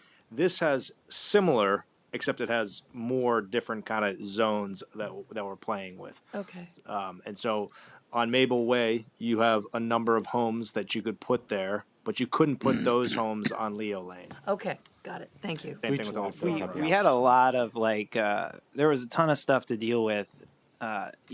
It's kind of like silly, but like on Leo Lane, you could only build like a home that was like 50 feet deep on one section, right? So we had to design plans that were 50 feet deep. All right, Versus thank you. on other homes, you could build a deeper plan that was narrower, right? So it's kind of set up for footprints that fit within the setbacks. Okay, thanks. So I feel like I've heard, 3 members feel like they could live with the 2 street side corners at the dirt as the adjusted pre-construction grade. That's less than a majority of the board, so I'd like to hear from some more folks before we decide that this issue is concluded. And if not, you can decide in deliberation, but if you're going to do that, I would suggest keeping it open, keeping the hearing open, because if the answer is no, it's not going to fly, I imagine they're going to want to, see Right. what they can, see what else they can do. I can live with it. Yeah, you were one of my 3, though. Okay. All right. Just I would agree with that approach too, and just say that I think based on the discussion we've had here, it will be in the details of how we write the decision to make it clear why that works in this situation for a number of factors. So I agree with the average of the 2. And I have to admit, I'm hanging on to this, understanding this by a thread, but I trust other people, so I'm good with it. Okay, John? Yes. Am I on mute? We heard you. I'm sorry? Oh, he was asked. I was on mute. I said we heard him. We heard you, yeah. Great, thank you. All right, are we ready to move on then? Okay, so let's, This is only one item. These the next ones are gonna just seem really straightforward. that's why we wanted to Good thing we start. started early, Mark. So See, I told you I didn't jinx this. we are, I just jinxed this again, didn't I? we are looking at a draft decision here. So let's go through and work on the issues. There is a table. The comments start at the table on whatever page that is. I can't see. Page 3. So let's move to number 1. During deliberation, some members believed this phase should be complete prior to issuance of the 100th zoning permit. Staff recommends the board discuss. Is this the clause related to the completion of the sidewalk that's been the issue of debate? Yep. Okay. And how many, 125 units is 125 of what total end? 55. No, this is not about the sidewalk. This is just the barn improvements. No, it's we're a talking sidewalk. Sidewalk within, like next to the barn. Sorry. Oh, okay. Oh, yes, so I see that. The Old Farm Road Right, sidewalk. Phase 8. Is number 8. in- So it's one. We're talking about phase separate things. 9. No? 125 out of 150. 155. It's about 75%. I'm sorry, I didn't hear you. There's 155 homes in this phase. Okay. So it's about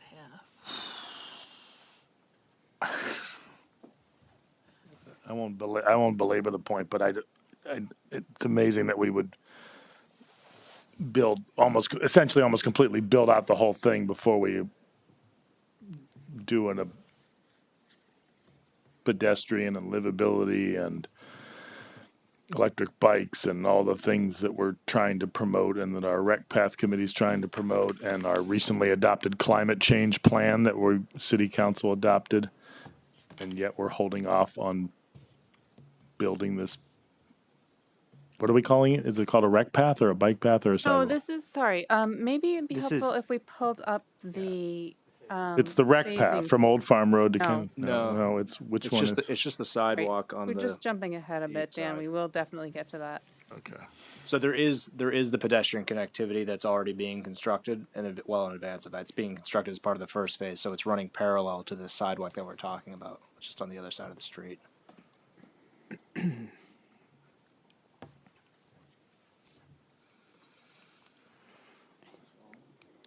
Yeah, there's another document. So the comments related to the rehabilitation of the red barn on Old Farm Road and the addition of the picnic pavilion on Old Farm Road. And so we had proposed that at 75% completion. We had proposed the completion of the natural playground with the slides and the benches and everything, which is on the west side of Old Farm Road at, I believe, the 75th zoning permit. And we had proposed the completion of the open space field on lot 18 at the 30th zoning permit.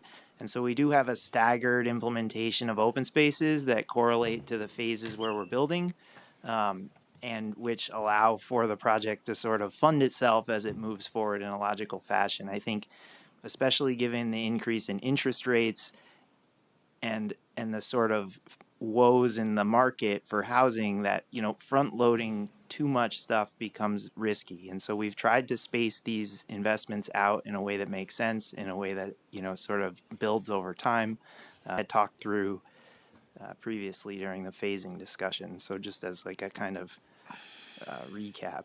And so you can see on this plan the phases where the parks are located in the red on the west side. And then you can see the barn amenity there in yellow. And, you know, the barn amenity is a very large investment in the community. It's oversized for the 155 homes, honestly, and being delivered sort of in conjunction with the entirety of the PUD. And so that's why it's sort of set at that 125 threshold. It will be completed before the build out of the neighborhood, but try and space it out. So what are our thoughts, board? What are the chances that it won't get built? Or So- completed? Sorry, the board kind of set this 125. Previous hearings kind of agreed that this 125 number was representative of a number that would be sufficiently an incentive that the applicant wouldn't choose to, like, say, get to the 90% point and be like, you know what, the barn costs more than we're going to make off of the last 10 homes, so let's not build the barn. The 125 number was intended to be a point at which, you know, they would still want to build more homes, therefore the barn, if it were 125, it would get built. But I think that the reason board members previously felt that maybe 100 was a better number is because they wanted a bigger spread on when the amenities would come online. So if you go through there's some open spaces that are proposed to happen at the 75th one's the first one's coming on, lot 18 and 19. Lot 18 at 30, lot 19 at 75, barn lot 35 at 125. And to be clear, I mean, the PUD has 400 units in it. So it's like in the first 25% of total units. And that's not counting, tens of thousands of square feet of commercial space. I mean, in terms of traffic density, we're probably talking about 6%. I think we calculated at one point. 6% of overall traffic is associated with 155 homes. So if you're looking at it from that perspective, like this is being built within the first 3 or 4% of impact or trip end demand, which would be your sort of user base.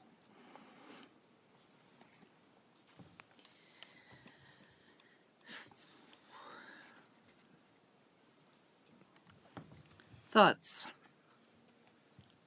I guess one way to look at it is which of the phases are something sort of in the public domain, sidewalks, roads, traffic improvements, versus a dog park, or yes, it's a lot, the barn, recreation area, amenity, obviously I could go walk on there. Hopefully nobody would say, hey, you don't live here.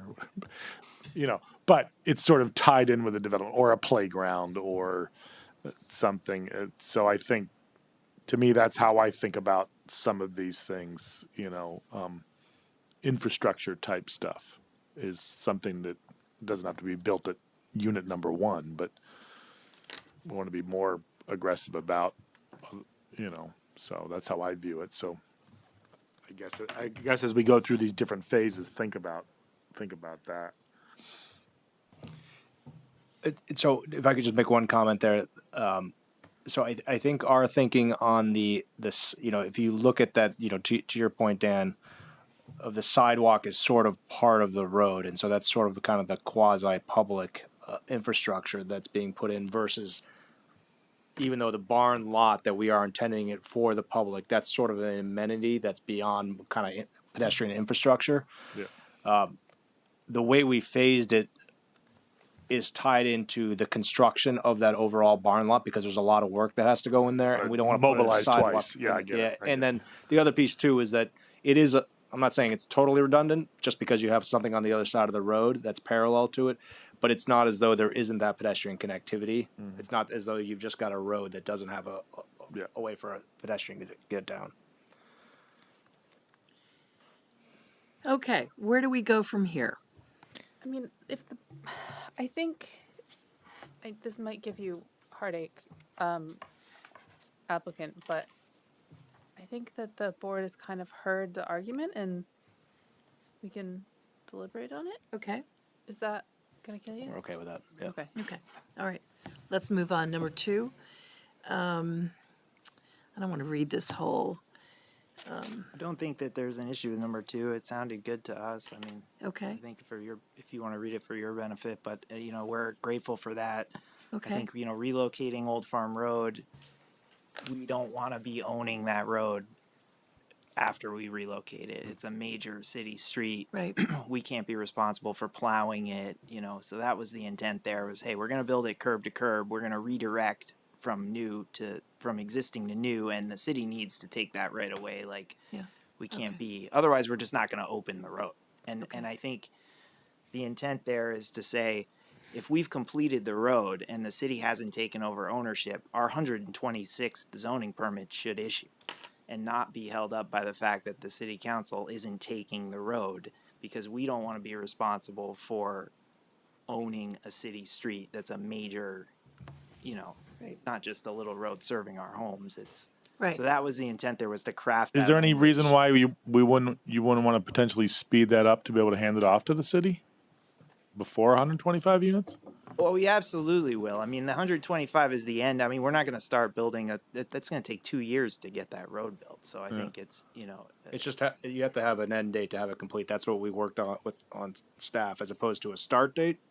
Have the leverage be the end date that you have to deliver. But I think just the fear there was to just say, hey, like, if we've built this whole road compliant to the plans and the city council decides they don't want the road, well, I don't know. That we can't control what they're doing. We just don't want that to then stop our project. So that was just kind of clarifying that. It sounds like the staff comment supports that. So I think we're all on the same. All right.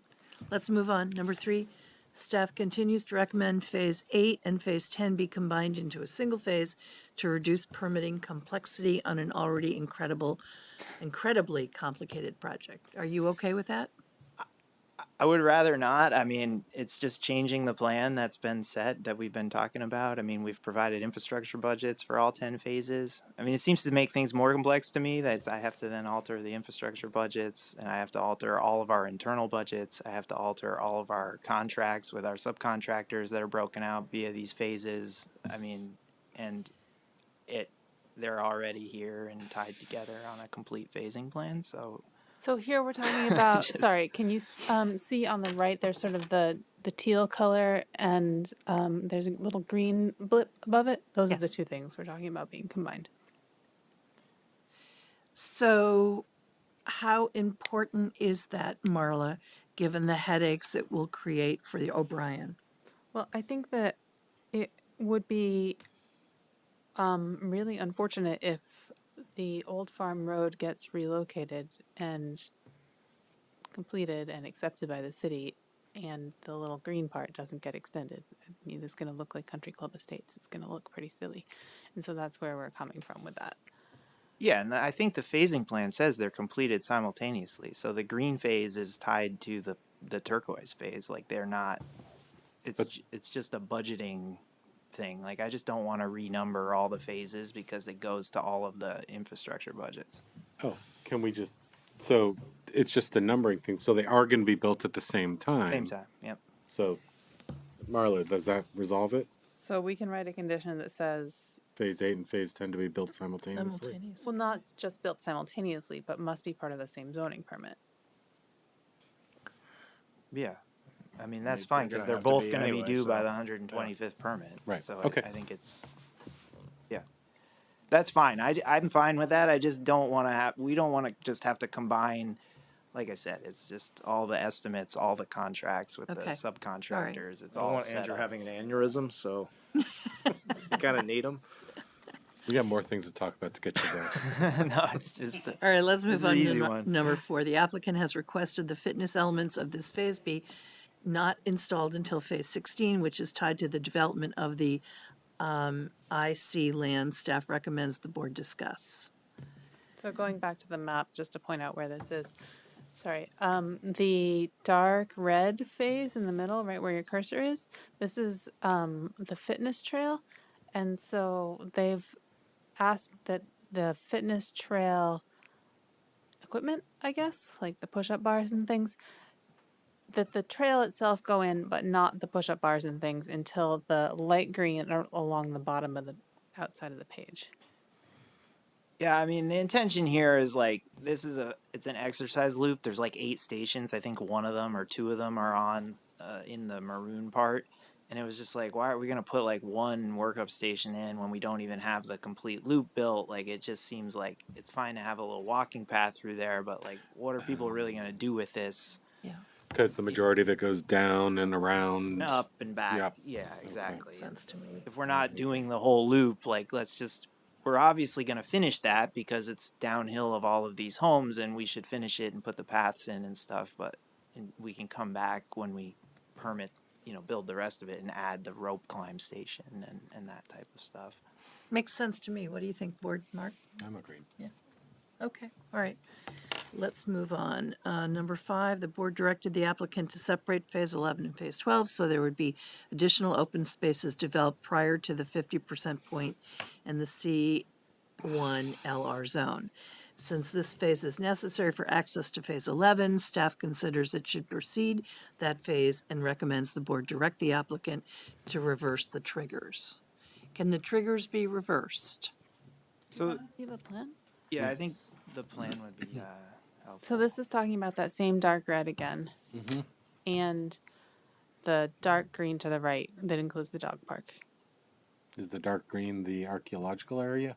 It's the archaeological area. It's the dog park and the playground. So I think that the solution here might be to connect the red over to the brown via the walking trails. I mean, as we've talked about this with you guys over the hearings, the playground and the dog park have been tied to the development of the C1LR area. That's a big amenity.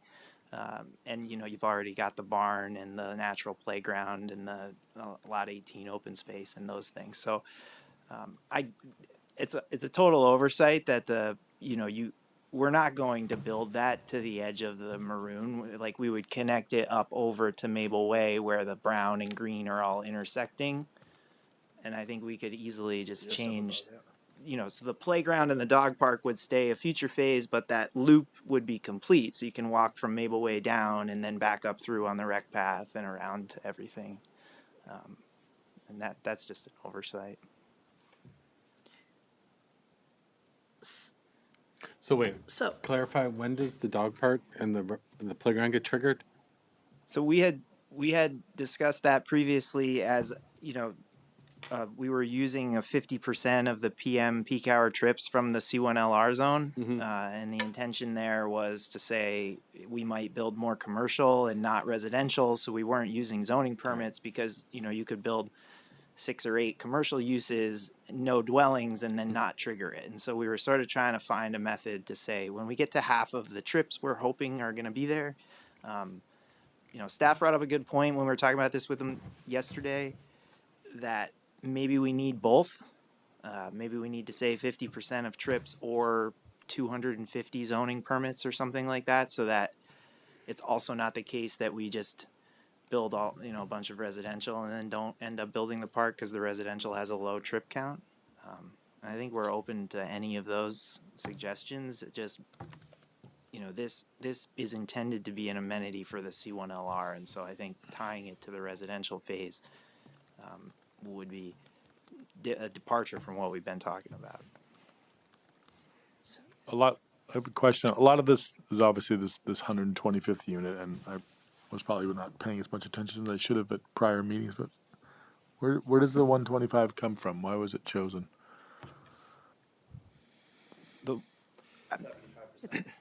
I think it was just a reasonable amount of homes coming online that were actually occupied as opposed to under construction, because there are other amenities that are coming online beforehand. So Right. it's partially regionalized, where the homes are located, making sure there's amenity for them. And then as you're bringing on other homes, you're putting in infrastructure that supports them. But part of it is just having the density that supports the investment, but Right. also justifies the level of amenities. Okay. And then some of the are any of the high density or some of the affordable units that have been talked about? We talked about at prior meetings. I don't know if it was Summit Properties or somebody was talking. When some of the potential projects was, of quote unquote affordable apartments.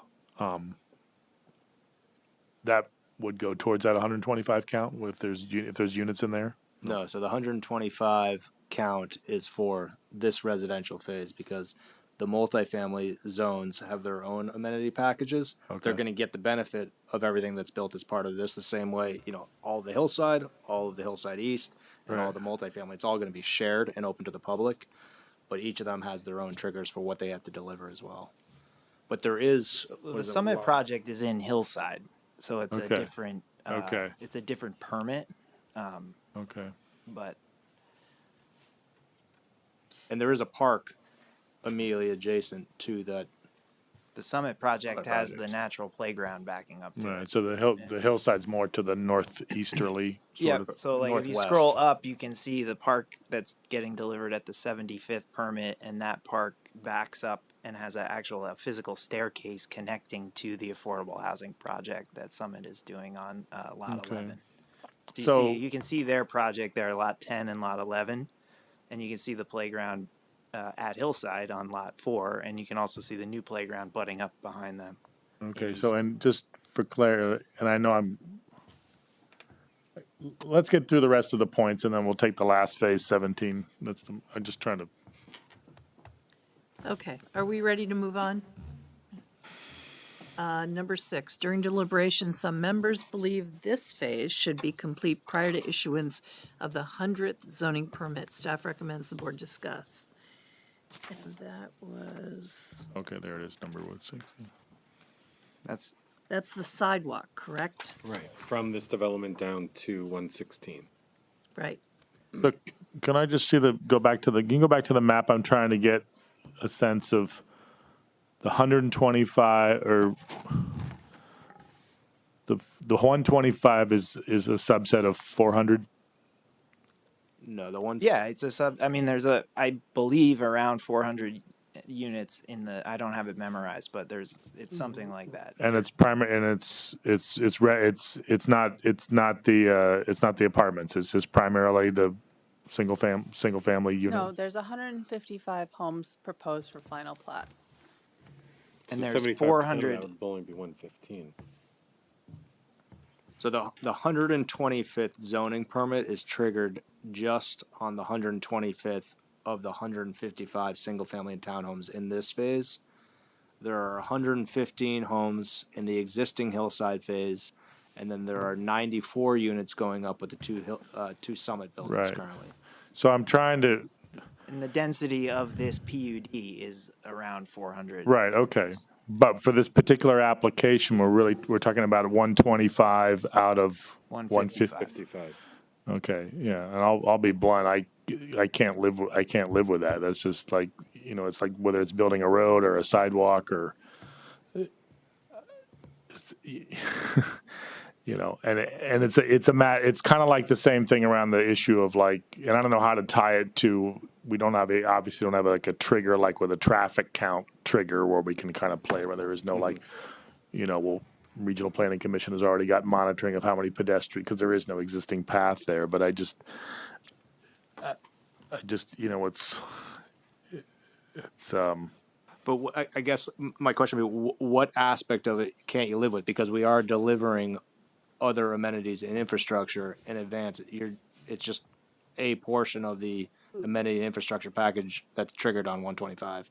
Right, and if there's nowhere to walk to because the homes aren't built, what's the point of the sidewalk? I mean, like that. well, no, it's the point of waiting, not putting in a sidewalk until essentially 80% of the homes are built. 125 out of 155, or call it 75%. Putting in that portion. Because we are building other sidewalks and rec paths in advance of that with the pieces that are connected to the homes. Right. I just know that we're going to have 124 families that have no safe way to walk from, I guess it's north to south. That's kind of my point. Yeah. No, I'm in agreement with you, Dan. I mean, I know this is a negotiating point, and it's a negotiating point not just between the board and the applicant, but again, bringing in the neighbor. But it really, for me, it's the same thing. It goes to not providing an amenity. It's more of a safety feature. You're adding 124 families who, it's not just the families who are going to be walking, but the additional traffic on that road where people do walk, and I know it's a completely different, experience right now compared to what it's going to be like when these things start getting built. And you're just adding a public safety hazard that, 100 is like my bare minimum, for when that sidewalk should be built, for the amount of additional traffic and pedestrians that are going to be, existing within the confines of this development down to 116. I know there's alternate routes, but people 99% of the time take a path of least resistance, which is get on the road, walk straight down it. So, I think that's a valid point. But where are they going? And I think right now people walk down Old Farm Road because there is no other route. When well in advance of the 125th, there is going to be. You just heard and closed the hearing on the project that is going to be providing, of which we are paying for 50% of that pedestrian connectivity across that property going to Tilley Drive, which is what most of this connection has been discussion about, is how do people get from Old Farm Road to Tilley Drive to the market? Because walking to the end of Old Farm Road, doesn't get you anywhere except a really dangerous intersection that no pedestrian in their right mind is crossing, because you've got the pedestrian infrastructure going the other direction and across community to community drive. So I think we could very easily commit to having the connection to Tilley Drive built, to our property line well before the 125th unit. It's in phase 2 of the development. I mean, it's the second infrastructure phase. It would be happening right out of the gate for the project. And so we could add that, to the phasing plan with a trigger, a zoning permit number for sure. Would that help you, Mark and Dan? I missed what was said. I was thinking about the previous statement. Which is the Leo Lane Phase 2 connection? So there's on where Barn Road is, Drive and Barn Road. So labeled. coming on the southeast end of Old Farm Road, and that connects at that little spur there. Yep. That will connect across the UVM Medical Center's property to the rec path on Tilley Drive, which then walks up to the store. I could say that if this is city right away, and if the city wanted to build a sidewalk, it could do it. We tend to extort our pound of flesh out of developers like you, just because it's easier. Like, you guys build it, you're doing something, so we see build a bike path, do this, build a road to city specs, and we'll take it over. So it's not you. What's the word? The burden shouldn't have been placed solely on you. If the city believes in its vision of transportation and safety, they should have just built it itself. Well, I think the argument there is that it wasn't needed till this development went in. Right. But we're making the developer look like the bad guy, offending the neighbors and stuff. I would actually make the argument that there's probably has been a need up there for years, but I think the intention has been that O'Brien Brothers at some point was going to develop it, and so it's been put off. I mean, that's speculation, but I think that's a widely held belief that improvements have been made to Old Farm Road because of that reason. I think it's, I don't want to steer away from the sidewalk, but the sidewalk connection was tied as a request of the board to the relocation of Old Farm Road. And you asked the question of where did the 125 come from? I've spent months laying out this project schedule, how to fund this project, how to bond for this project, because we have to pay for everything twice because the city makes you have that amount of cash available to them to take over their infrastructure. And it is incredibly difficult to build this project and to make everything be able to be funded. And that was where we were able to land on the timeline. So it wasn't just a made up, hey, let's get to 75%. It was, we need to be paying to build Leo Lane. I need to be paying to build the park next to Leo Lane. We need to be redoing the barn, and we can't be doing the barn, but the barn is right next to a bunch of new homes we just sold, right? So like that's an imminent resident impact. And so there are all these competing priorities, and when we balanced it out, that was where we could get to. So it wasn't just, arbitrary. That was another part of it, was how to make this work in a way that we know we can make work. And we've been, I think, pretty good about delivering on our commitments because we do our homework to figure out what we can commit to and what we can't. And I think moving the relocation of Old Farm Road up to the 100th permit, tabling the sidewalk is a small item, but they're tied together. And I think that Old Farm Road, the relocation, is an enormous project that needs that space. Okay, thank you. So where are we with this? Deliberations. Okay. That's where I was. What'd you say, Mark? Deliberations. Yeah, I guess so. Yeah.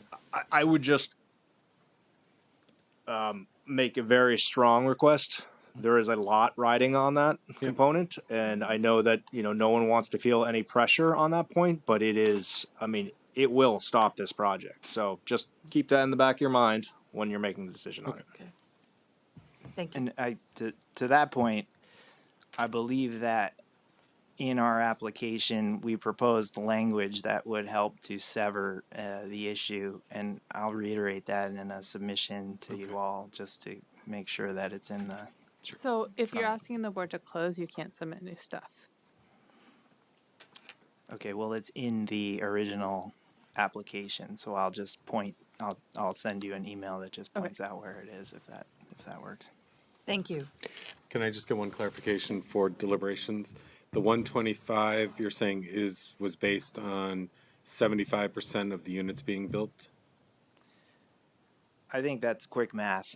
I'm saying that it was based on when we knew that we could deliver it from a funding perspective, in a timeline perspective, in a logical sequence across the development of the project. And I know you don't build everything out and then move on to the next phase. Sometimes you finish a certain percentage, then you open up the next phase. But how many units are in the Leo Lane? It's 45 About units. 45. Yeah. And then how many is in the Daniel Drive, Barn Road, and South Maple Way phase? 49. Okay. And then Maple Way North? Maple Way North would be another. I'm not sure. I haven't done as much work. I guess on the that. question is, where are all the units getting built to get to 125? Well, and what's going to be left? Yeah, or is it opening everything up, at some point, and you're going to fill in the lots? No, we're gonna move very expeditiously through Leo Lane, which is the first 45 units. Sure, because it's right there. Yeah, It's and low-hanging fruit. Right, and we're also including all the affordable units there too. So we have units that we're building at a loss there to get to actually deliver them up front. Yep. And then Daniel Drive is a very dense road too, as is Barn. So I think we're delivering a lot of units right up front, which gets us close to that number. Okay. So it's the units that are probably going to move a little bit slower, quite honestly, are the ones along Maple. They're the bigger homes. Right. They have the higher price tags, and we're also going to be moving sequentially on Leo Lane, so similar to the townhomes, whereas on the single-family homes at Hillside, you could pick a lot. We're going to be moving sequentially down the road, so it makes it easier for construction. It also makes it kind of less choice for the buyer, for better or worse. I'm trying to think of all of the details, of the phasing and the conversations we've had with contractors, but I think that there's some work being done where Maple Way and relocated Old Farm Road connect.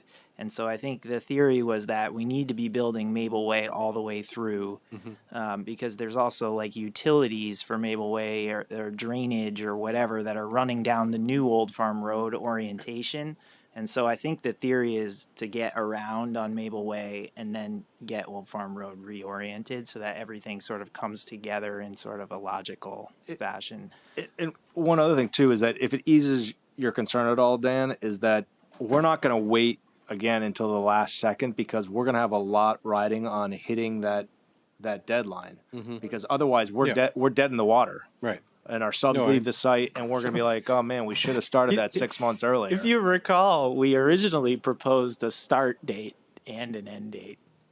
We said, we'll start by the 50th zoning permit and end by the 100, and then we said that's too complicated. Let's just do an end date, which is how we wound up at 125. But I do think originally we gave you a sort of idea of when in the process we would be getting the improvements underway. Right. So one last quick question. And the gray section, which is the Old Farm Road sidewalk, essentially, because that's off, quote unquote, off of your property. How many linear, was it 300 feet, 250 feet? Oh, geez. I just don't have that number off the top of my head. 500 feet? I think it was more like 500. Yeah, okay, right. And roughly what's the cost per linear feet of sidewalk? Sidewalk costs about $8 a square foot. And I would say this one's a little more. Yeah, because you got the complex Curb grade. costs $26 a linear foot. It's not an easy install. Right. Right next to the road and with a lot of the existing some driveway cuts and so forth. So What's a ballpark cost for that? Well, we have to relocate some of the power poles. Yeah. I think we have it's an expensive project. So like 300,000, million? Not a million. 300,000 to 500,000, I think, would be a fair estimate. Okay, thanks. Okay. Moving on, I think we're getting to the end. Number 7, staff recommends the board require the applicant to revise the mixed-use design guide to have a maximum of 4 stories. So this, I think, I think we're just like crossing we were misspeaking here in communicating on what we're doing in this area. So we provided, the vision board that you guys saw with the different buildings on it and everything else, and we referred to buildings as 4 stories. And anytime that we referred to something as 4 stories, it was not counting a parking garage level. So it was 4 stories of the product, whether it was residential housing or mixed use. And I think there's some confusion because the parking is actually a story. And so if the design guide is approving 4 stories and the parking is a story, then we're not getting 4 stories over the parking. And so we had asked about just clarifying that. And I think, that's where this is. But you would, it made somewhere in here that it's number 2 above. So if you were to pan up just to the previous page, in the black text, number 2 talks about the talks about the height of the garage and how it wouldn't be part of the stories, because it doesn't. All we're looking for is the same height we have on the summit buildings, the same height we have on the approved hillside lot 13 and 15, which is the 4 stories of residential over a parking story. Again, with the grade, the parking story is likely to be exposed on one side because of the hillside. And so that's where we're sort of saying. So I think if you're good with 2 here, then you are good with the staff comment, because that's just, it's the 2 things go hand in hand. If 2 says your buildings are 4 stories and the garages aren't going to be a problem, then 3. Underground parking not being considered a story. In the condition here, the board finds that the board intends to approve a waiver where necessary if the garage is substantially below grade and would appear to a casual observer to not meet the definition of a story. So if you're good with that, then I think you kind of have to be good with 3, because then it's saying the same thing. It's saying you get 4 stories of stuff, and the garages. Yeah, if it's 4 stories on top of a parking garage, that's what we're looking for. I think I'm gonna get confused by the terminology. But we're looking for a parking garage, and then 4 stories on top. 4 stories over podium base is really the way we refer to it. So the podium being the parking component with 4 occupiable stories on top. I do believe the design guide mentions a 5th story, which in our mind, or I guess by this logic, would be a 6th. We definitely don't need that. And that's what this comment's saying. So we don't need the 6th story. That's exactly what that's saying. We can amend it to remove that and be 4 stories over a parking garage. That's no problem. So if you ever propose a 5-story building, it's a surface parking garage with 4 stories above. Correct. Yeah, of occupancy.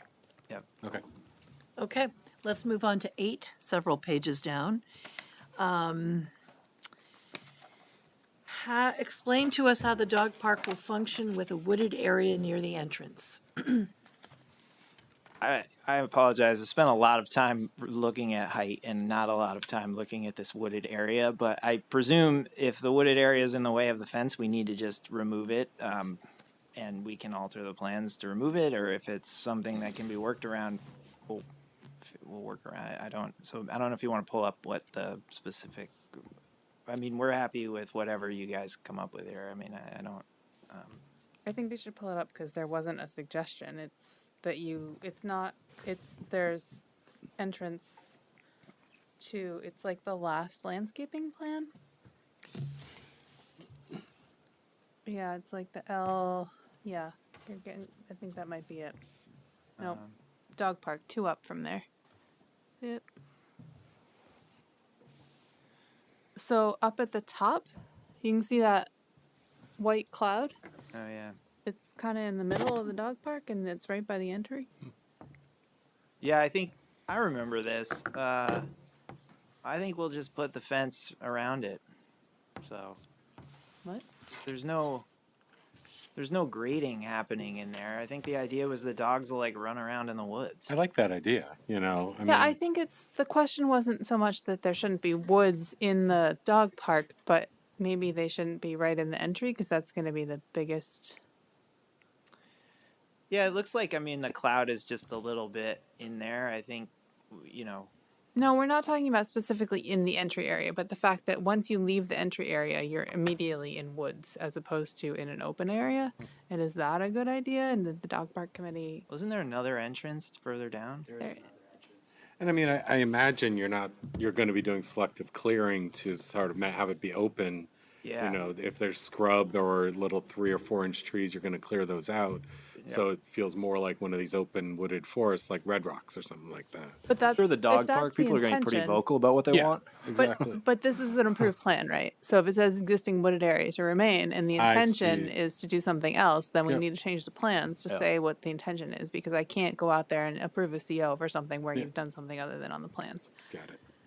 Yeah, I think I would say, we're not just going to like leave a bunch of untouched, scruffy woods there. So I would say, maybe pruned existing woods or something. Groomed.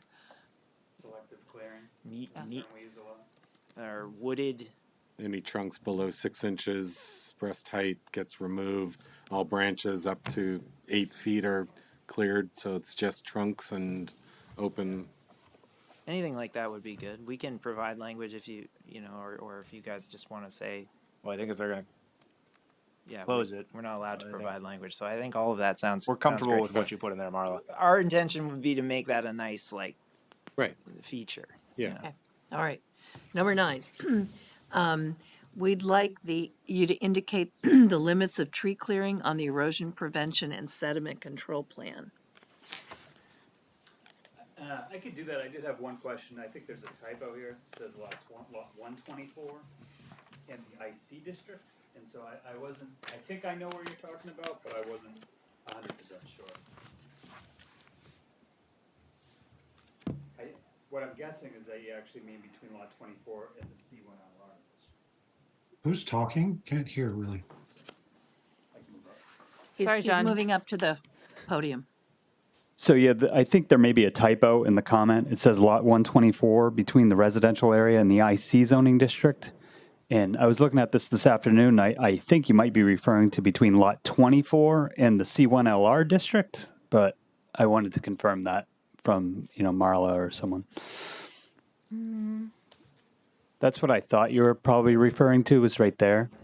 I think what we were referring to here is the plant. No, it's sort of. Yeah, because there's no lot 124.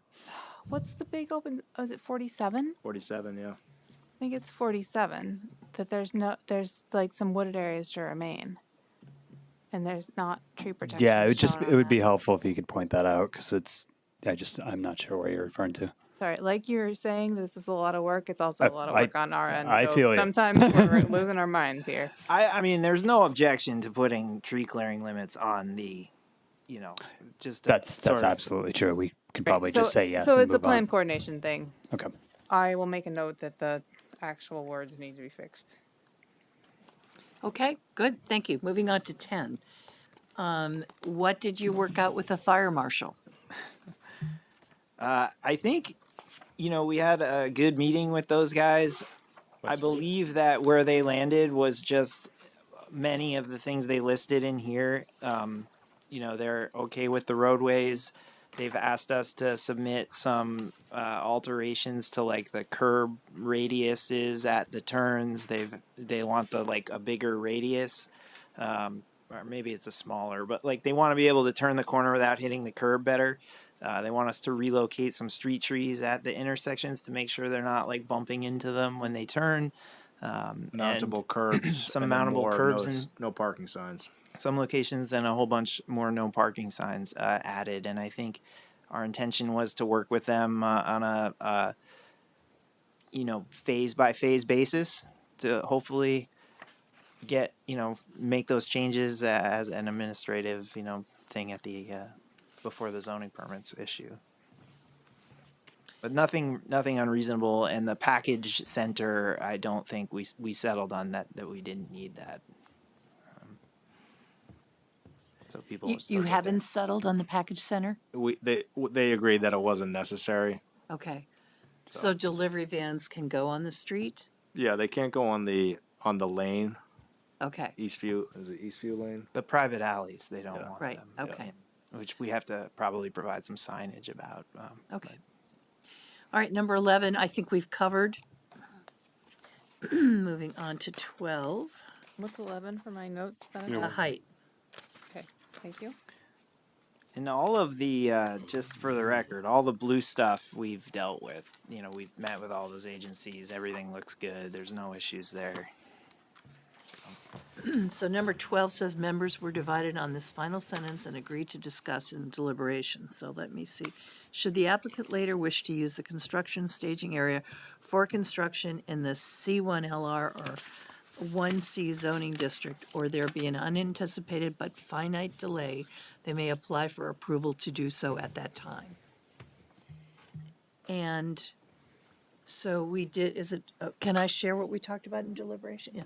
So I think the board agreed that our preference would be for you to close it down and reapply to open it up later. Well, not necessarily close it down, but if the application is in before they've finished construction of the 155 homes, then Okay. they could just keep going. Great. But if it was more than 18 months, Okay, sorry. Yeah, we talked about this on the 10th or the 6th, or I think we're okay with the 18-month. If Okay, there's no good. permits for 18 months, it has to get removed, and that is what it is. Okay, I think that's it. Are there any other questions or comments? Dan, did you say you wanted to say something else? You're good? Everybody else good? We had added a couple of notes to the back of that presentation we submitted today, knowing that we wouldn't be allowed to submit anything after tonight if you closed the hearing. Just a few little cleanup items, so like the owners of record are, and then there were some notes about the thing, but the one that I did want to point out was related to the quarry blasting. So there were like some findings of fact, I think, on, let me just find it here on page 35 of the decision. I just want to mention this to you guys while we're here. Blasting will be contiguous and will happen in winter of 2022 and 23. I think that we're just sort of pushing up against the reality that like the blasting may not happen in winter of 2022 and 23 because, it's December. We have to get a zoning permit, which could take 60 to 90 days. We're going to start on Leo Lane, not the quarry. So I don't know how much weight like sentences that aren't in the decision make, but I think it's likely the quarry blasting would happen later in 2023. Okay. And there's also a likelihood that we may phase the quarry blasting with the residential blasting. So there are essentially two phases of blasting associated with the home sites, like the stuff that's way to the north and the stuff that's to the south. And so we may do like 50% of the quarry with the stuff to the south and 50% with the north, but we would just ensure that it's contiguous so that we're not having like a third, it's happening at the same time as the residential stuff. It just might be split up. So I just wanted to clarify that if it was meaningful to you all. Does that raise any flags for anyone? Okay. In addition to the points that Andrew put up here on this presentation, there was, I don't know if it was a typo or was maybe from a previous iteration, but under point 1 on the findings of fact, it says there's 18 commercial development lots. And I think there's actually 24 is where the current number is. So just a correction there. thank you. Good point. Any other comments or corrections or? The only other thing was, really, I know you guys are gonna do you have the deliberations, and maybe a lot of this just falls on Marla, and I can talk with her at any point. But really trying to focus on, because this project is so big, tying like changes to plans with when they're being asked to be built, right? So like there's some stuff in here about amend the dog park plan to add like stone dust, but the dog park's like, getting built during the, maybe 3 or 4 years from now. And so as much as when we're trying to get a permit to start Leo Lane in January, we don't need to be amending plans for the dog park, just keeping that in mind that, so if there's any way to sort of say, just really try and, because otherwise we're just getting a mountain of stuff to these guys related to hundreds of different sheets to try and get the first zoning permit for the project, and it could really delay. I understand what you're saying. I don't think that works. It's a final plat, and it requires a record plan set. I think a lot of the other non-plan things can definitely go later, like you and I had previously talked about. But I think that you guys are pretty tight on the plans already. I mean, are Okay, you well, finding... yeah, I think, they're, like I said, that you know better than me about what can and can't, but yeah, just like bearing that in mind, I mean, we have, because we have to, with the bonding for the phases and the infrastructure budgets, and there's just Yeah, these big I think like the legal checklists of- docs definitely where we're gonna do later, but I think the plan edits themselves need to be. we have most of them Sorry, here, Scott. so we can get moving on them. And Carolyn, who's not here, but All right. Just as much as you can keep that in mind when you're structuring the permit, we really appreciate it. And I think staff will as well in the future, so. Okay. Would someone like to, Public comment. thank you. Thank you. We're going to take a break and ask for public comment before we take a vote. Are there any members of the public? Certainly no one's here. Anyone online who would like to? I assume Brian. Okay. Go ahead, Brian. Folks, once again, thanks for your service. I am amazed at your dedication to the process. I'm just going to sound a little bit like a broken record, but I'd like to thank the board for consideration of moving this plan as submitted, including with the sidewalk. I absolutely appreciate the concern for safety. I do believe the path behind does address that safety. I'll also politely remind everybody on the board, Red Barn Deli closes at 6. So I think with the amenities that are being built in the development to the other direction, there's more than enough ample safety. I've also heard we had some compelling arguments, 25% of traffic, financial costs. So I hope tonight when you guys think about this, I know I've probably been a bit of a thorn, and I apologize at times if I was less than diplomatic. Dan, to your perspective of the right of way, the one challenge that's part of my appeal currently is the town isn't the applicant. The town has the right of way. So I would hope that when we look at this entire process with the neighbors, the slight imperfection of maybe a tree in a different place on the UVM project with maybe waiting for the last 100 feet of a sidewalk is a good imperfection for a win between the town and the community, a win for the two applicants, UVM and O'Brien, and a win for the neighborhood. I think it's a great example of the process at work. And I would hope that the city would find the concession, as this some may view, as a great balance to work with neighbors, work with the community, and move this project as is, as proposed for this evening. Everybody knows I'm adamant in my positions. I believe this is a great example of concessions all the way around. And I thank you guys for your time and letting me speak, possibly sounding like a broken record. Thank you very much. Thank you, Brian. Okay. Any other public comment? I will say that I think my wife was on before, and it is my 14th wedding anniversary. So happy anniversary! I think she was dialing in to see if I'm actually at meetings on Tuesdays. Do you want a note to bring home? Yes. Now it's on public record. Yeah. Happy anniversary. Happy anniversary. Thank you. Yeah. You guys got my daughter's birthday and my anniversary too, so I'm hoping maybe we can dial these back next year. What do you think? Okay. Oh, she put up a heart emoji. Yeah. All right. Shall we entertain a motion? to I'll make a close the motion that we close ST 2210 of 500 Old Farm Road, final plat application of O'Brien Eastview LLC. Any discussion? All in favor of the motion to close the hearing, say aye. Aye. Aye. Opposed? The motion is carried. Thank you very much. Good luck. 3 years, Thank 12 you, guys. hearings, 2 presidents, a global pandemic. Although I did just see that Trump just threw his hat in the ring again. Yes, so he did. God help us all. Yep. Thank you. Strike that from the record. We'll remain unbiased in our commenting here. Oh, no, we're not. Take care. Thanks Thank again. you. Minutes. Yes, minutes. I forget which. We had 3 sets of Yep. minutes. We have 3 sets. Yeah, the November 1st minutes were super long. I'm sure you had a tough time getting through those. All right, approval of the minutes of September 20th, October 6th, and November 1st. Jeez. Thanks. Hey. We have a motion to approve? So moved. I will second. Okay, thanks. Any discussion? No.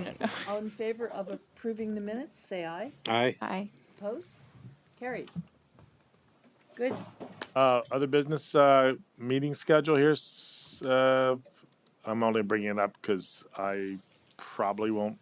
99% sure we'll miss the meeting on the 20th, December 20th. You will miss it. Okay. Pretty likely, yes.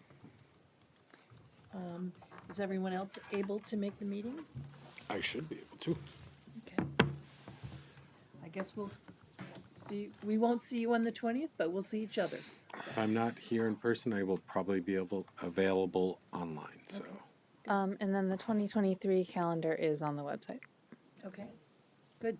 Is there anything like weird coming up in January, like all these random Wednesdays or Yeah. Thursdays? Because I think February might be both Wednesdays. Stand by. But otherwise, we're still on for January 3rd and 17th, and Let's see. as usual, or Let me check. Schedule 2023. I changed it around a little bit. It's a little. I hope it's a little easier to read. It was certain. Oh no, it's shoot. So we have significantly fewer Wednesdays this year, but both January meetings and the second February meeting are Wednesday. So January 4th? 4th and 18th? 4th, 18th. Okay. And then February is another Wednesday. Hold on. February 22nd. So January 18th is also the Wednesday? Mm-hmm. Okay. My wife's going to Hey, like watching Marla, these it's things Sue. changing. I will have a problem with December 6th because Burlington has a special election. Well, it is recorded. Thank you, Sue, for letting us know. So hold on 1 second. February 7th is becoming February 8th? No, February 7th is staying February 7th. Which one in February is changing? February 22nd is the Wednesday. Okay. And it's on the website where, Marla? On the Development Review Board Okay. page, homepage, there's a thing that says schedule. Okay. All right. Good night, for everyone. bringing that Thank up, you Dan. for hanging Just in like there it noted that I did not jinx us and we're ending early. by 15 minutes. Hey. All right, thank you. Good night. Thanks.